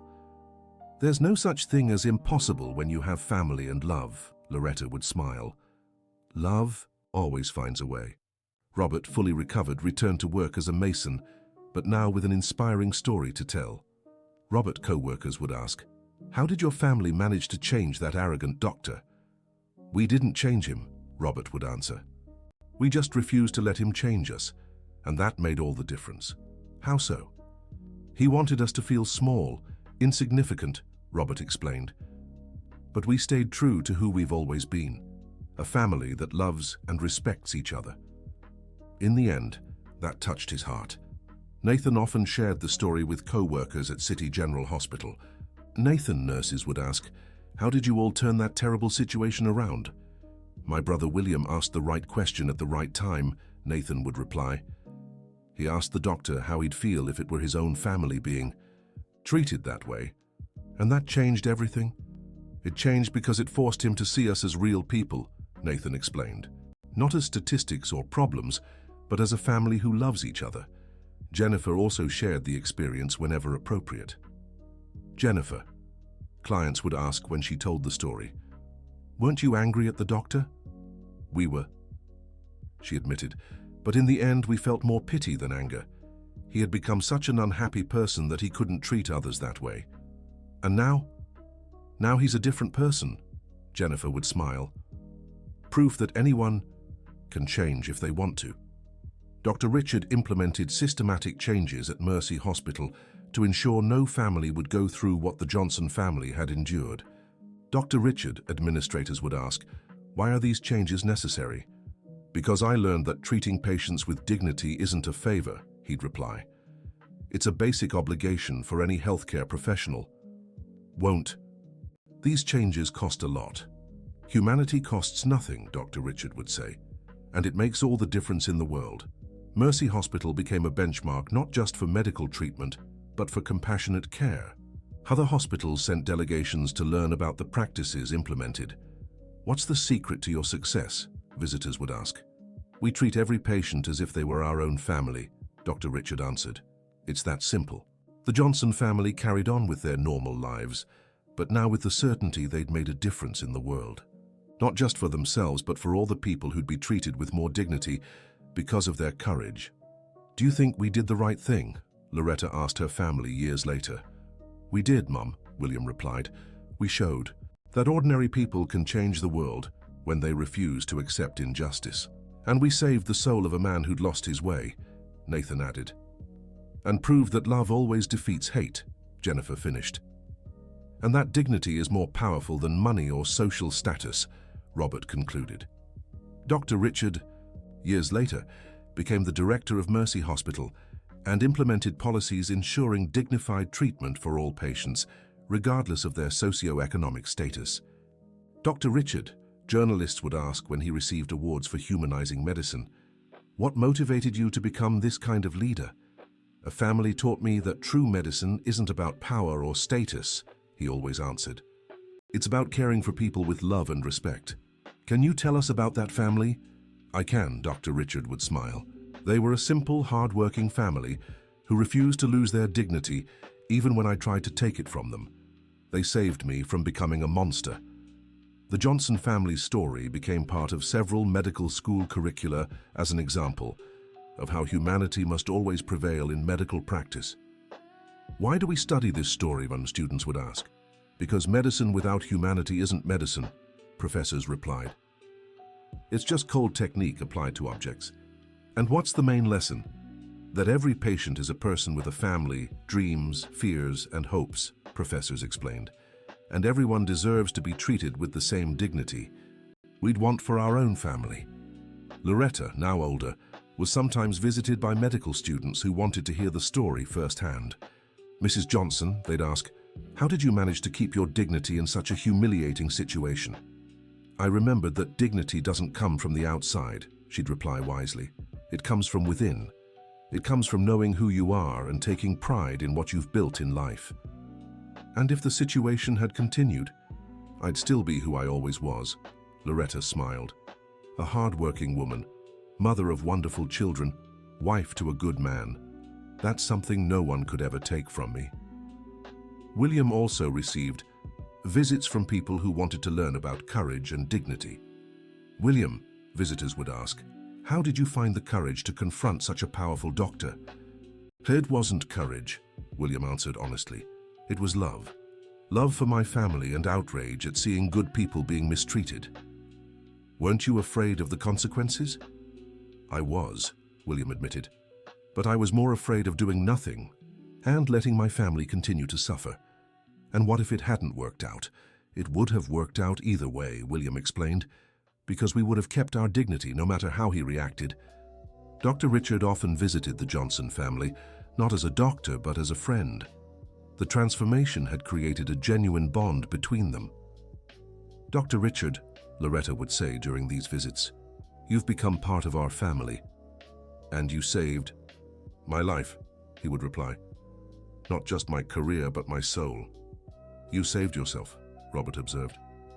"We just showed you the way." "Sometimes that's all someone needs," Dr. Richard would smile. "Someone to show them the way back home." The Johnson family's story continued to inspire people decades later. Books were written, movies were made, plays were performed, but for the family, the most important thing was knowing they had made a difference in one person's life. "Do you regret anything?" a writer once asked while documenting their story. "We regret not acting sooner," William answered, "for letting our mother suffer so much before stepping in." "Don't regret it," Loretta said. "Everything happened at the right time. If you had acted sooner, maybe Dr. Richard wouldn't have been ready to listen." "She's right," Nathan agreed. "Sometimes people need to hit rock bottom before they can look up. And sometimes," Jennifer added, "they need someone to reach out and help them climb back up." Dr. Richard, now elderly, continued working as a doctor until his retirement, always carrying with him the lessons he learned from the Johnson family. "Doctor," a young physician asked on his retirement day, "what's the most important advice you can give?" "Never forget that you're treating people," Dr. Richard replied. "People with families who love them, dreams, fears, hopes. Treat every patient the way you'd want someone you love to be treated." "How did you learn that?" "A family taught me," Dr. Richard smiled. "A family that refused to give up on their humanity, even when I had given up on mine." On his retirement day, Dr. Richard visited the Johnson family one last time as an active doctor. "I came to say goodbye," he said when Loretta opened the door. "It's not goodbye," she smiled. "It's see you later. You'll always be welcome here." "Thank you," Dr. Richard said, moved, "for everything, for saving me. Thank you "For choosing to be saved," William replied, hugging the man who had once been his greatest enemy and was now a dear friend. The Johnson family's story became timeless, passed down from generation to generation as an example of how human dignity can prevail over any adversity. "Grandma?" grandchildren would ask Loretta, "how did you change someone so cruel?" "He wasn't a cruel person," Loretta explained. "He was a good person who had lost his way. Anyone can lose their way, but anyone can also be found again." "How do we make sure we don't lose our way?" the little ones asked with childlike curiosity. "By always treating others the way we'd want to be treated," Loretta answered, gently, stroking their hair, "and never forgetting that everyone is someone's child, loved by someone." These conversations with the grandchildren became a tradition in the Johnson family, the story of Dr. Richard's transformation. Richard was remembered not as a victory over an enemy, but as a lesson on the importance of compassion and second chances. "Grandpa Robert," another grandson would ask, "were you angry at the doctor?" "I was," Robert admitted honestly. "But then I understood that anger only hurts the one who feels it. It's better to try to help people be better.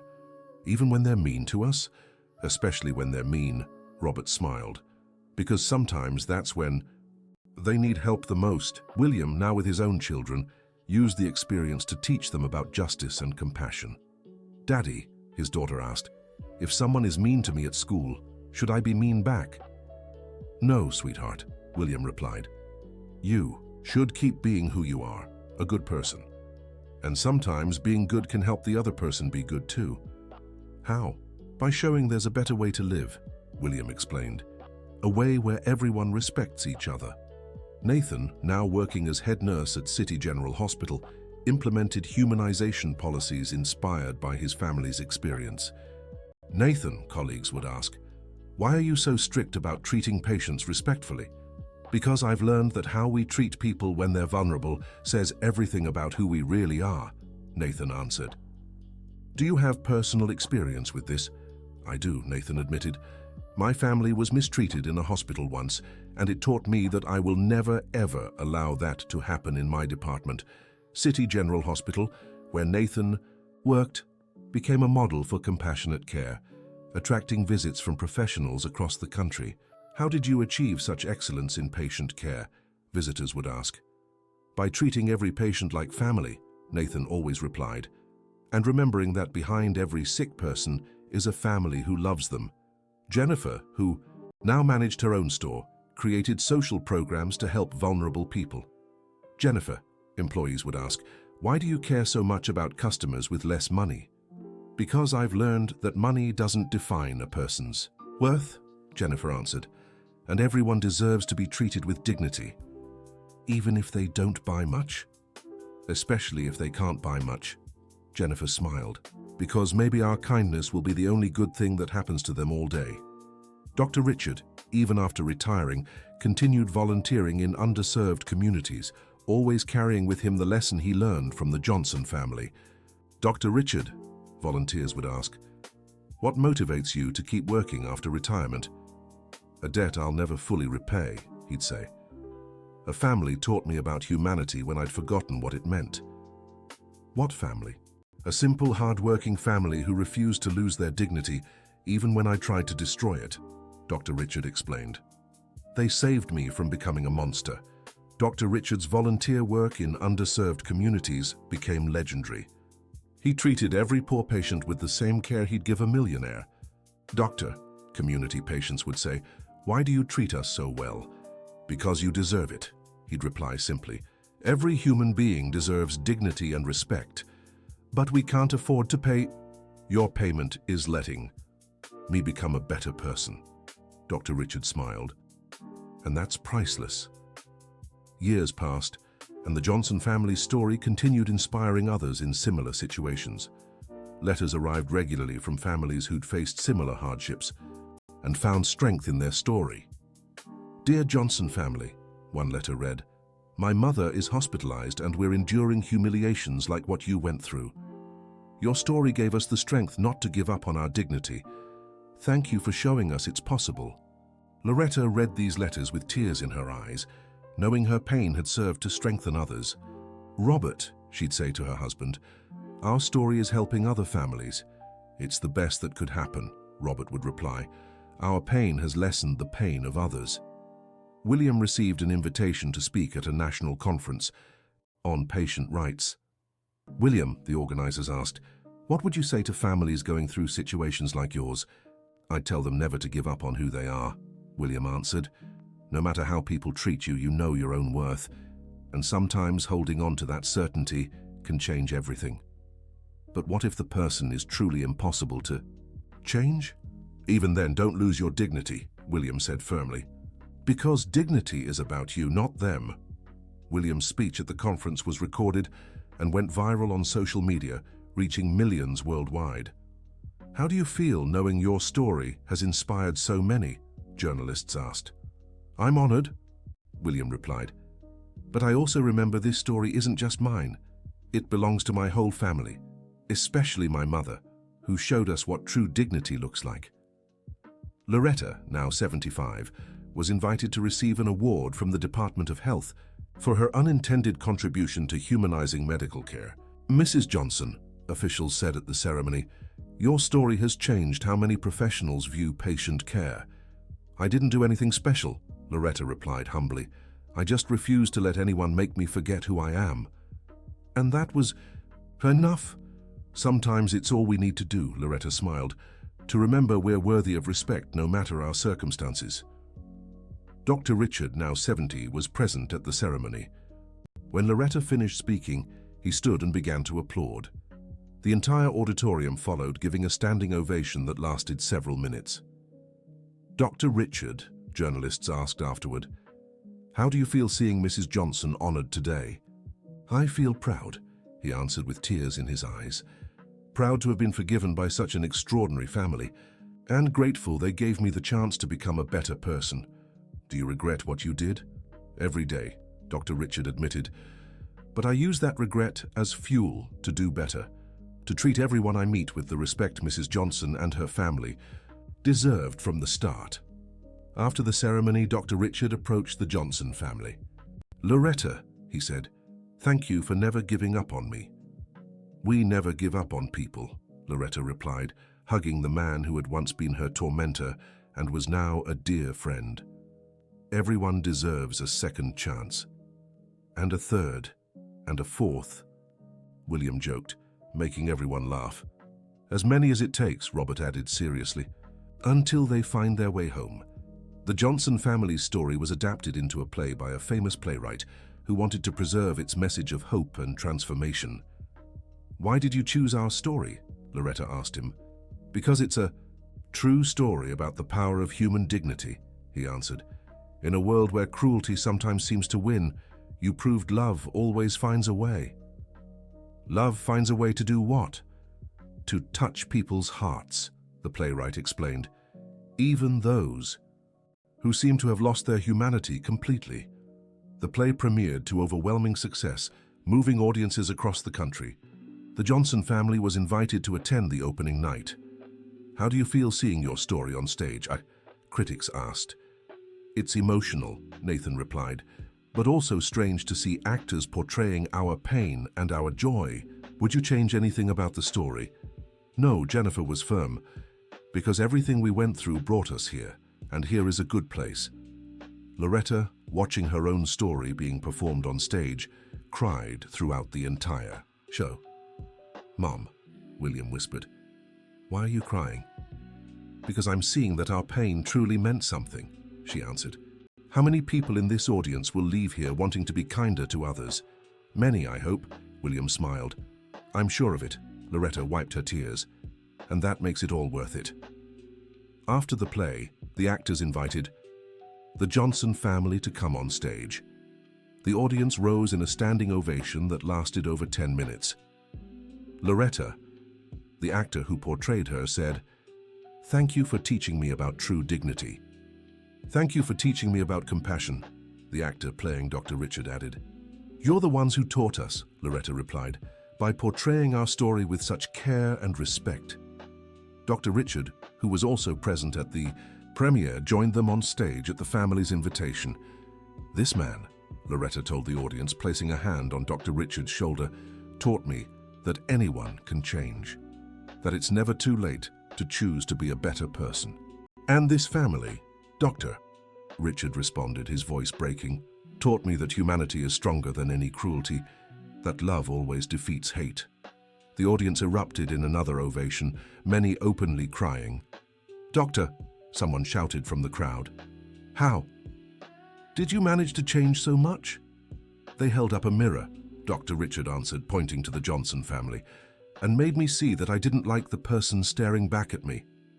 And then I decided to become someone I could be proud of." Dr. Richard smiled. "Someone who honored the second chance this family gave me." In the years that followed, the Johnson family's story became part of the required curriculum in medical, nursing, and other healthcare programs. "Why do we study this specific story?" students would ask. "Because it sums up everything. Medicine should be," professors answered. "Care, compassion, respect for human dignity. And what shouldn't it be? Arrogance, prejudice, abuse of power." They listed everything Dr. Richard represented before his transformation. How do we make sure we don't become like he was? By always remembering we treat people, not diseases, professors emphasized. And that every person has a family who loves them, dreams, fears, hopes. Loretta, now a respected elder in the community, kept working despite her children, urging her to retire.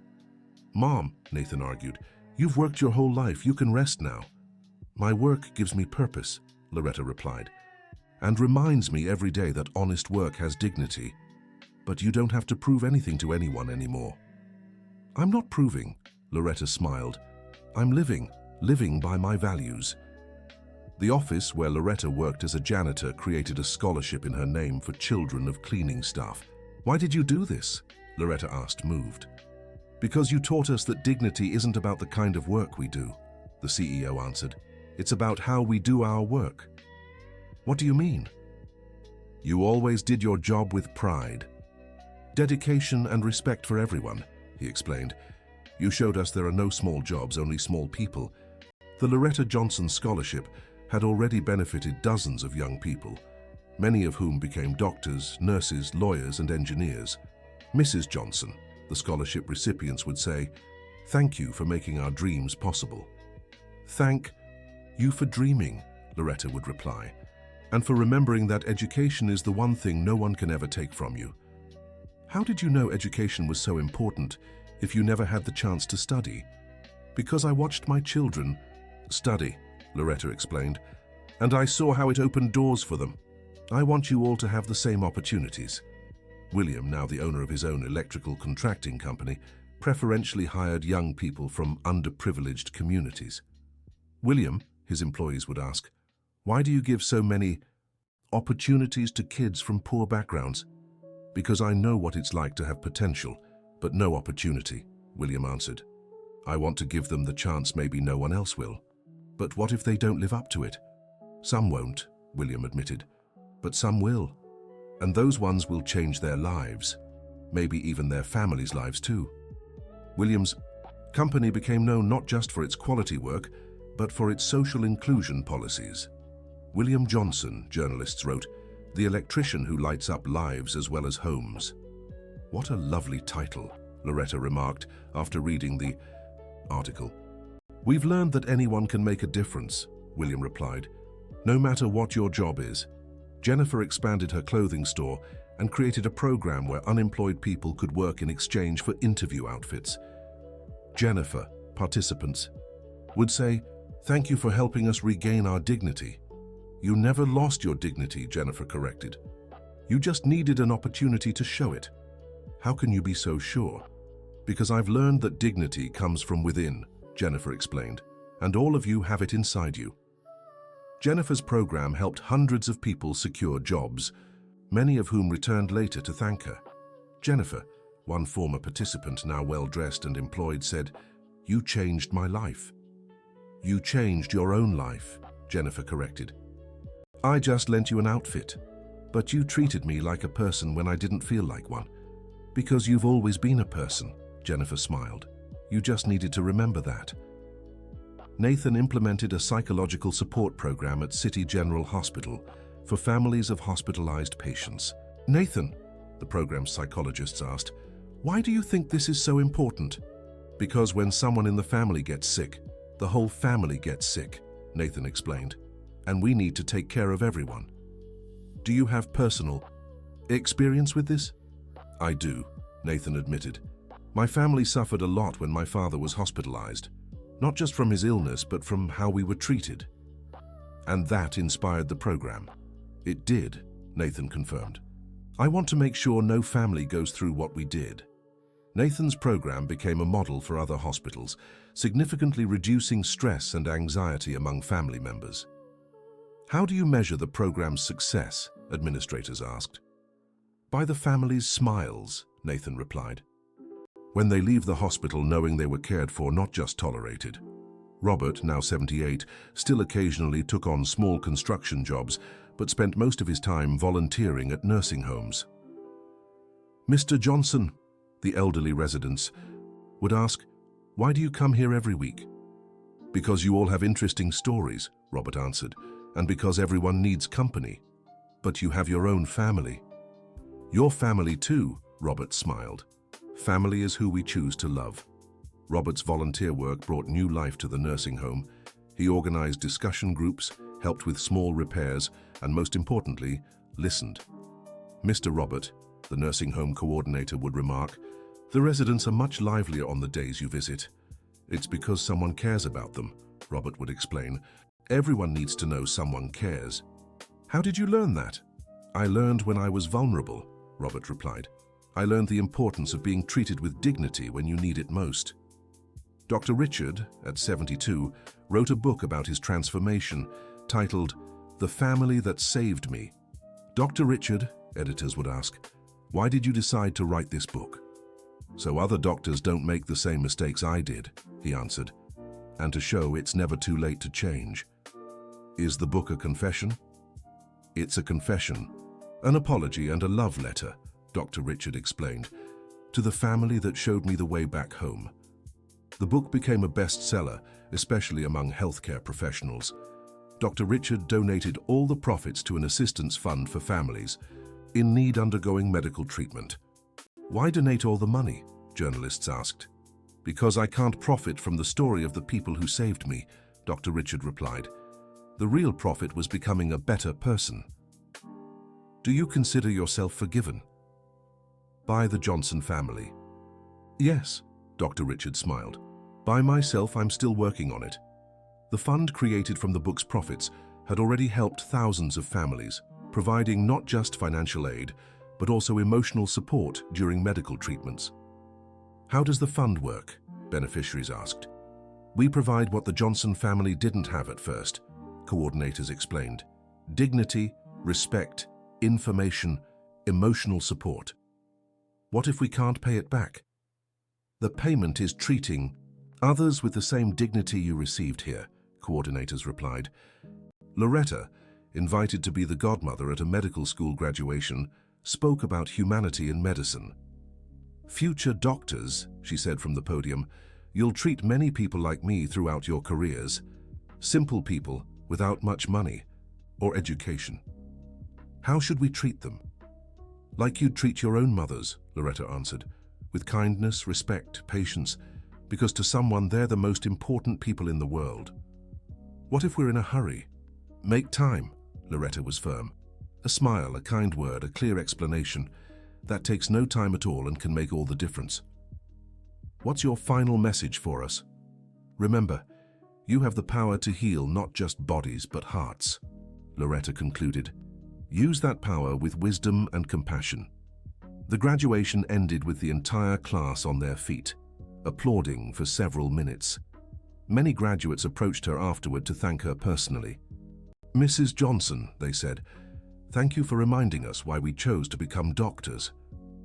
Thank you for choosing to be doctors for the right reasons, she replied. The world needs you. William was invited to speak at an international conference on conflict resolution. William, the organizers introduced, a US electrician who changed an arrogant doctor with just his words. I didn't change him, William corrected from the stage.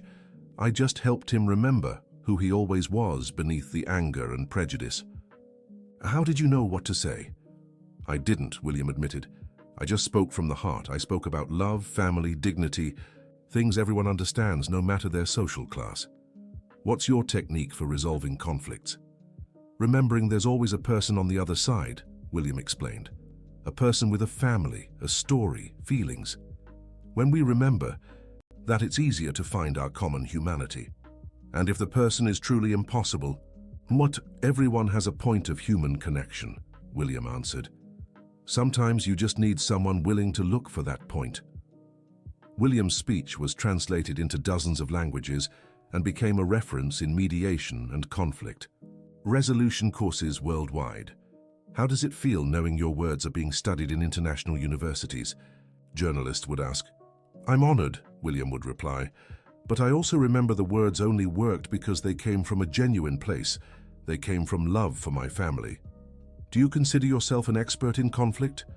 Now? I consider myself someone who learned that love is stronger than hate, William smiled. And that's a lesson everyone should learn.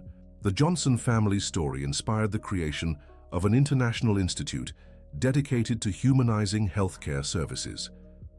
Why the name Loretta Johnson Institute? Founders explained. Because she represents everything we believe in dignity, perseverance, compassion. What's the Institute's mission? To ensure no family goes through what the Johnson family endured, directors answered, and to remind all healthcare professionals of their humanity. The Institute had already trained thousands of healthcare professionals in dozens of countries, always grounding its methods in the real story of the Johnson family. How do you use the story in training? Participants asked. We show that humanity isn't weakness, instructors explained. It's strength. It's what separates a good professional from an exceptional one. So, and does it work? It works because it's true, instructors replied, and because everyone recognizes truth when they find it. Loretta, now 80, received an international award for human rights in healthcare. Mrs. Johnson, international authorities said, your story has changed health policies in multiple countries. I didn't do anything special, Loretta repeated, as humble as ever. I just didn't let anyone make me forget who I am. And who are you? I'm a hard-working woman, mother to wonderful children, wife to a good man, Loretta smiled. I'm someone who deserves respect like everyone else. What's your message for people going through similar situations? Don't give up on who you are, Loretta stated firmly. No matter how others treat you, you know your own worth. And sometimes that's all we need to change the world. Dr. Richard, present at the ceremony, asked to speak.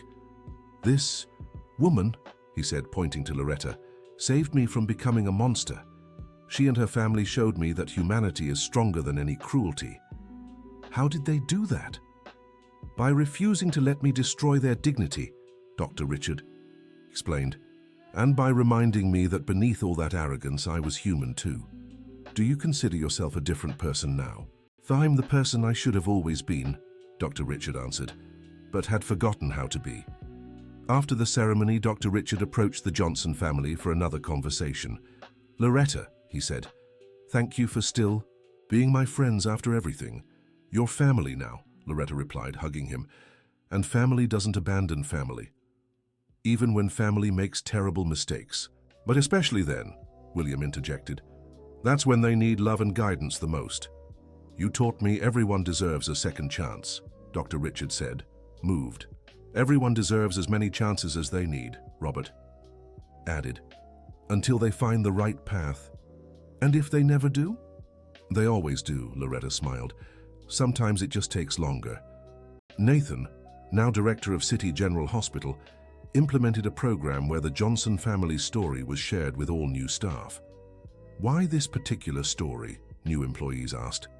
Because it sums up everything we believe in here, Nathan explained. That every patient deserves dignity, respect, and compassion.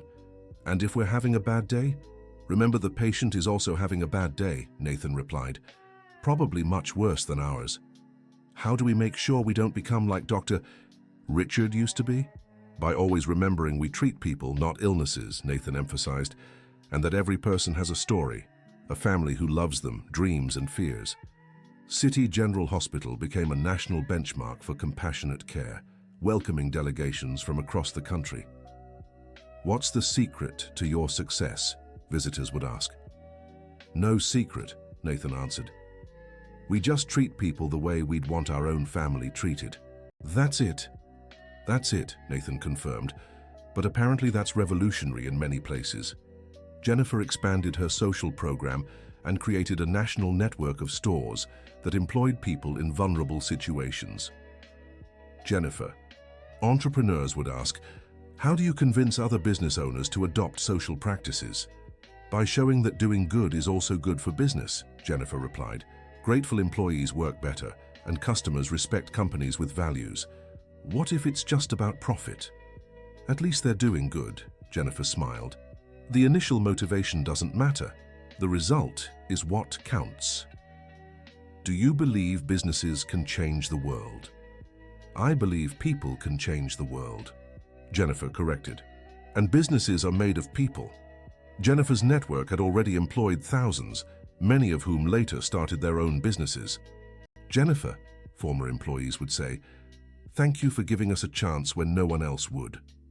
Thank you for proving it was worth it, Jennifer answered, and for setting an example for others. How can we repay you?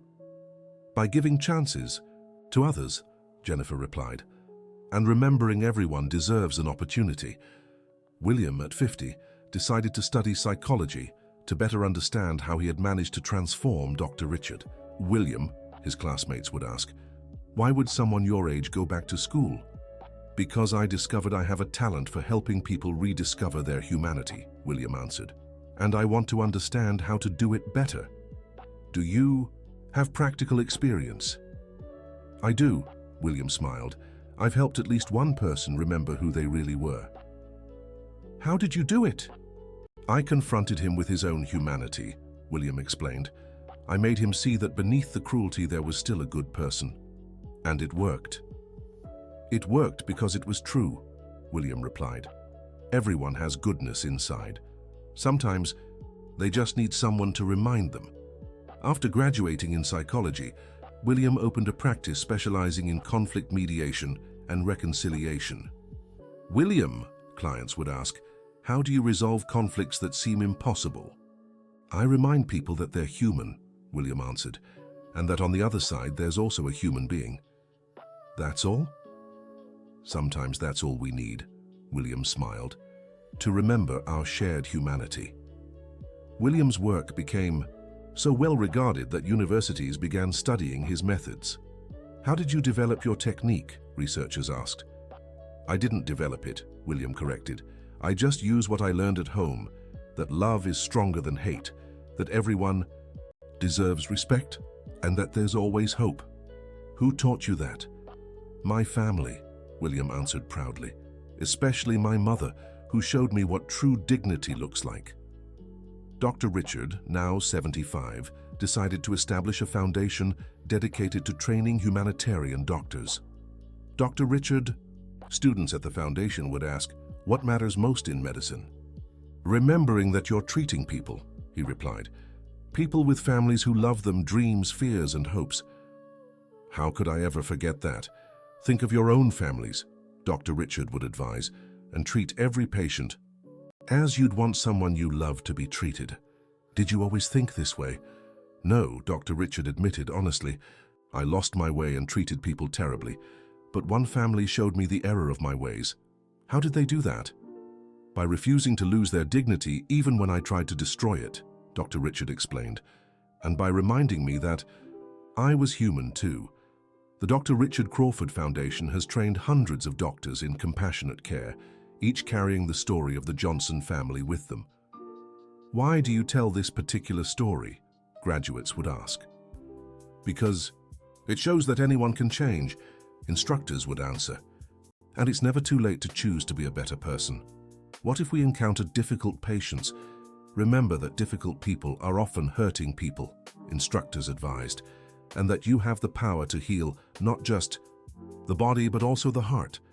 Loretta, at 85, remained active and involved in social causes.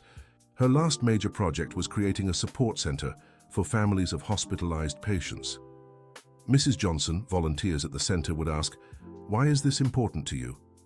"Because I know what it's like to be alone and scared in a hospital," Loretta would reply, "and I don't want any family to feel that way." How does the center help? By offering information, emotional support, dignity, Loretta listed. Everything my family needed and didn't get at first. And does it work? It works because it's done with love. Loretta would smile. And love always works. The Loretta Johnson Center became a model for other hospitals, always grounded in the principles of dignity and compassion. How do you maintain the quality of care? Administrators from other hospitals would ask. By remembering we serve people, not cases, coordinators would answer, and that every person deserves our best. What's the return on investment? Calmer families, patients who recover better, more motivated staff, coordinators listed. But most importantly, knowing we're doing the right thing. Robert, at 85, wrote a memoir titled The Strength of a Family. Mr. Johnson. Editors would ask, "Why did you decide to write this book?" "To show that ordinary families can change the world too," Robert would reply, "when they love and respect each other." What's the main message? That love is stronger than any hardship, Robert smiled. And that dignity is the one thing no one can take from us. Do you consider yourself a hero? I consider myself an ordinary man blessed with an extraordinary family, Robert answered humbly. Robert's book became required reading in social work and family therapy courses. Why is this book important? Professors explained. Because it shows strength doesn't come from money or status, but from love and family unity. What's the key lesson? That when a family stands together with love and dignity, they can move mountains, and professors answered. Even the hearts of those who seemed lost. At a special family gathering, celebrating 20 years since Dr. Richard's transformation, the entire Johnson family came together. Did you ever imagine, Loretta asked her children, that our story would have this kind of impact? Never, William admitted. I just wanted to protect my mother. I just wanted Dad to be treated with dignity, Nathan added. I just wanted them to stop humiliating us, Jennifer finished. And I just wanted to recover and come home, Robert smiled.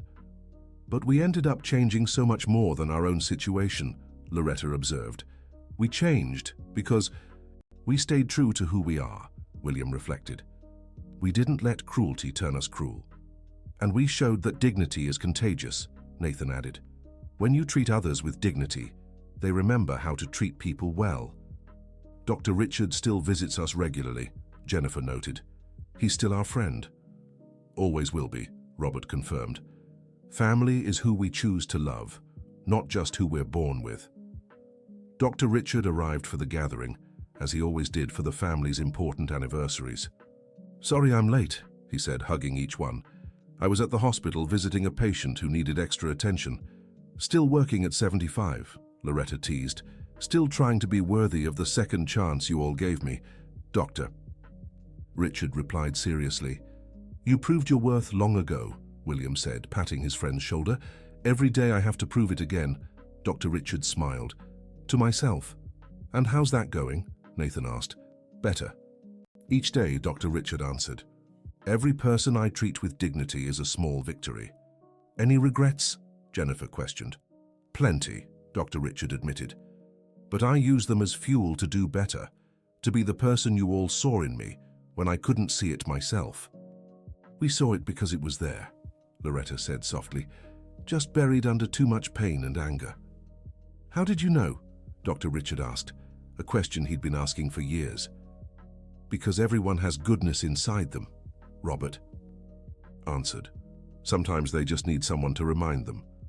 What if the goodness is buried too deep? Then we dig, William smiled. With love, patience, persistence. What if the person doesn't want to be found? Everyone wants to be found, Loretta said wisely. Sometimes they just don't know how to ask for help. You changed my life, Dr. Richard said, emotional as he always got at these gatherings. You changed your own life, Nathan corrected. We just held up the mirror. What did you see in the mirror? Dr. Richard asked. A good man who'd lost his way, Jennifer replied, and was ready to be found. How did you know I was ready? Because you still had a conscience, William explained.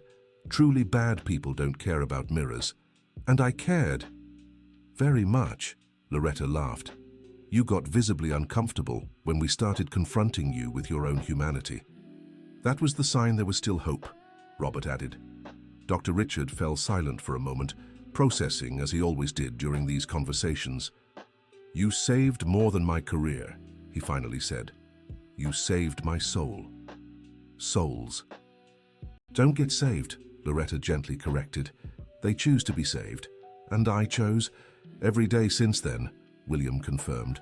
Every time you treat a patient with dignity. Every time you help someone vulnerable. Every time you remember medicine is about caring for people, Nathan added. And every time you share our story to help other doctors avoid the same mistakes, Jennifer finished. Our story, Dr. Richard repeated. It really is our story now, isn't it? Yes, Robert confirmed.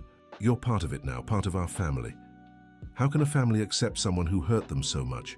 Because real family is about unconditional love, Loretta explained, and unconditional love includes forgiveness and second chances. And thirds and fourths, William joked as usual. However many it takes, Loretta finished serious again, until the person finds their way.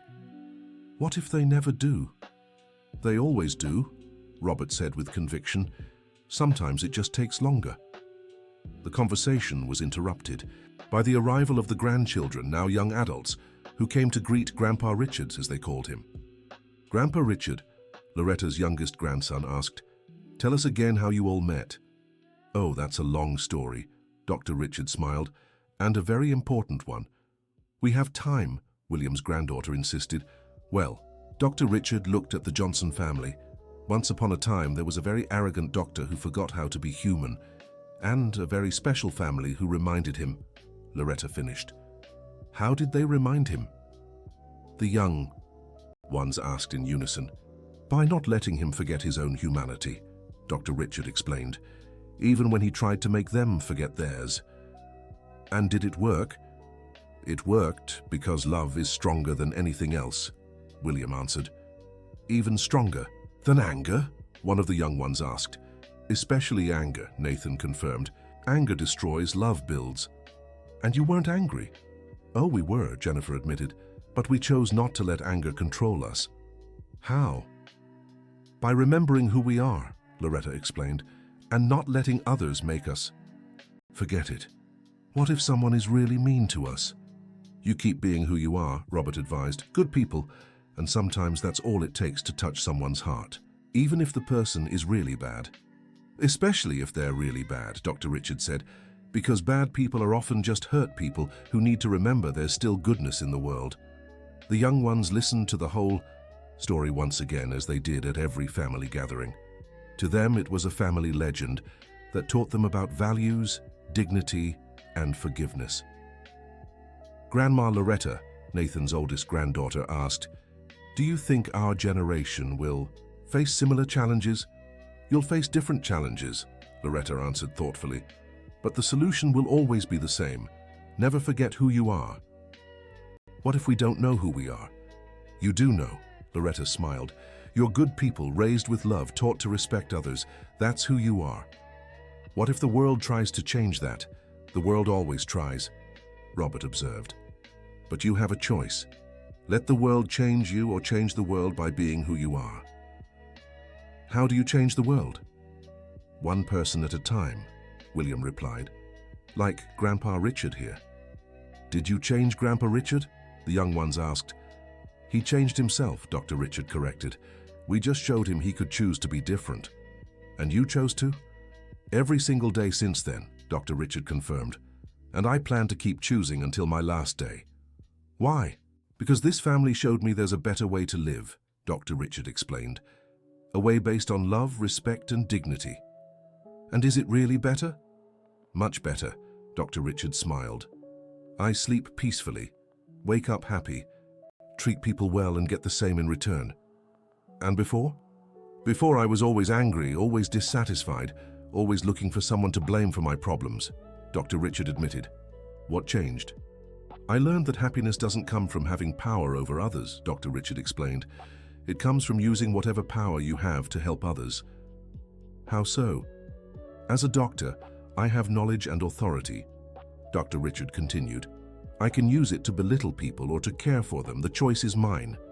And which do you choose now?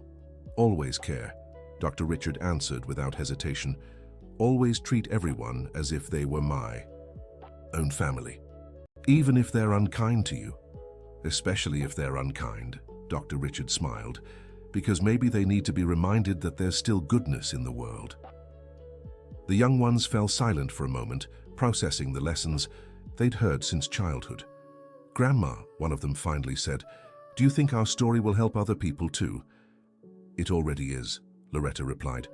Every day, I get letters from people who read our story and decided to be kinder to others, even without knowing us. True stories touch people's hearts, Robert explained, because everyone recognizes truth when they find it. And is our story true? Every word, Nathan confirmed. Every tear, every pain, every moment of joy. And every transformation, Dr. Richard added, especially mine. Are you happy now? One of the young women asked. Very happy, Dr. Richard replied. Happier than I ever imagined I could be. Because of us? Because of you, the compassionate medicine I practice, the people I help, Dr. Richard listed. But mostly because I finally like the person I see in the mirror. And before? Before I avoided mirrors, Dr. Richard admitted. Because I didn't like the person staring back. What do you see now? I see a man who makes mistakes but tries to do better, Dr. Richard smiled. A man who was forgiven by an extraordinary family and strives to deserve that forgiveness every day. You already do, Loretta said softly. Thank you, Dr. Richard responded, moved as always by these moments. For never giving up on me. Family doesn't give up, Jennifer said simply. And you are family, William finished. The gathering continued into the night, filled with stories, laughter, and reflection. This was how the Johnson family celebrated not just their own journey, but the transformation of someone who had chosen to be part of their lives. You know, Dr. Richard said as the evening drew to a close, you've changed not just my life, but thousands of others. How so? Loretta asked. Loretta, every doctor I've trained, every professional I've inspired, every patient I've treated better because of what I learned from you, Dr. Richard explained. Thousands of people treated with more dignity. And each of those people will treat others better too, William observed. It's like a ripple, Nathan added, spreading out and touching more lives. A ripple of what? Jennifer asked. Of humanity, Robert answered. Of love, respect, dignity. And it all started with you refusing to lose your dignity, Dr. Richard noted. It all started with love, Loretta corrected. Love for family, love for life, love for humanity. Even when humanity didn't return it? Especially then, Loretta smiled. That's when love is needed most.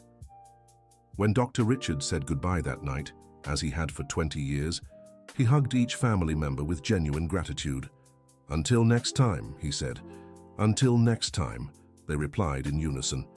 And doctor, Loretta added, as she always did, remember who you are now. I always do, Dr. Richard smiled. I'm someone saved by a family's love, and I try to honor that gift every day. You do, William confirmed. Every day. And you'll keep honoring it, Nathan added. Because now, it's who you truly are, Jennifer finished. Thank you, Dr. Richard said once more, as he did at every farewell, for saving me from myself. Thank you for choosing to be saved, Robert replied, as always. And for proving there's always hope. Dr. Richard left the Johnson home as he did after every gathering, moved, grateful, and renewed in his commitment to be a better person. In the car on his way home, he thought, as he always did after these visits, how could people he had hurt so deeply love him so genuinely and unconditionally? The answer, he knew, lay in who they were. People who understood that true love isn't about deserving. It's about choosing to love regardless of circumstances. People who chose to see the good in him when he couldn't see it in himself. People who refused to give up on their humanity even when he tried to destroy theirs. People who proved that dignity, love, and compassion are stronger than any cruelty. And he, Dr. Richard Crawford, once an arrogant doctor and now a dedicated humanitarian, was living proof that it's never too late to choose to be a better person. He was proof that a simple, hard-working family, armed only with love and dignity, can change the world. One person at a time, one heart at a time, one story at a time. And this story, the story of the Johnson family and the doctor they transformed, would continue to inspire people for generations, reminding everyone that love always finds a way to prevail. End of story. Now tell us what you thought of this story of transformation and family strength. Do you believe love and dignity can truly change people? We'd love to read your thoughts in the comments. Thank you so much for joining us on this emotional journey. Don't forget to like and subscribe to the channel for more heartwarming stories.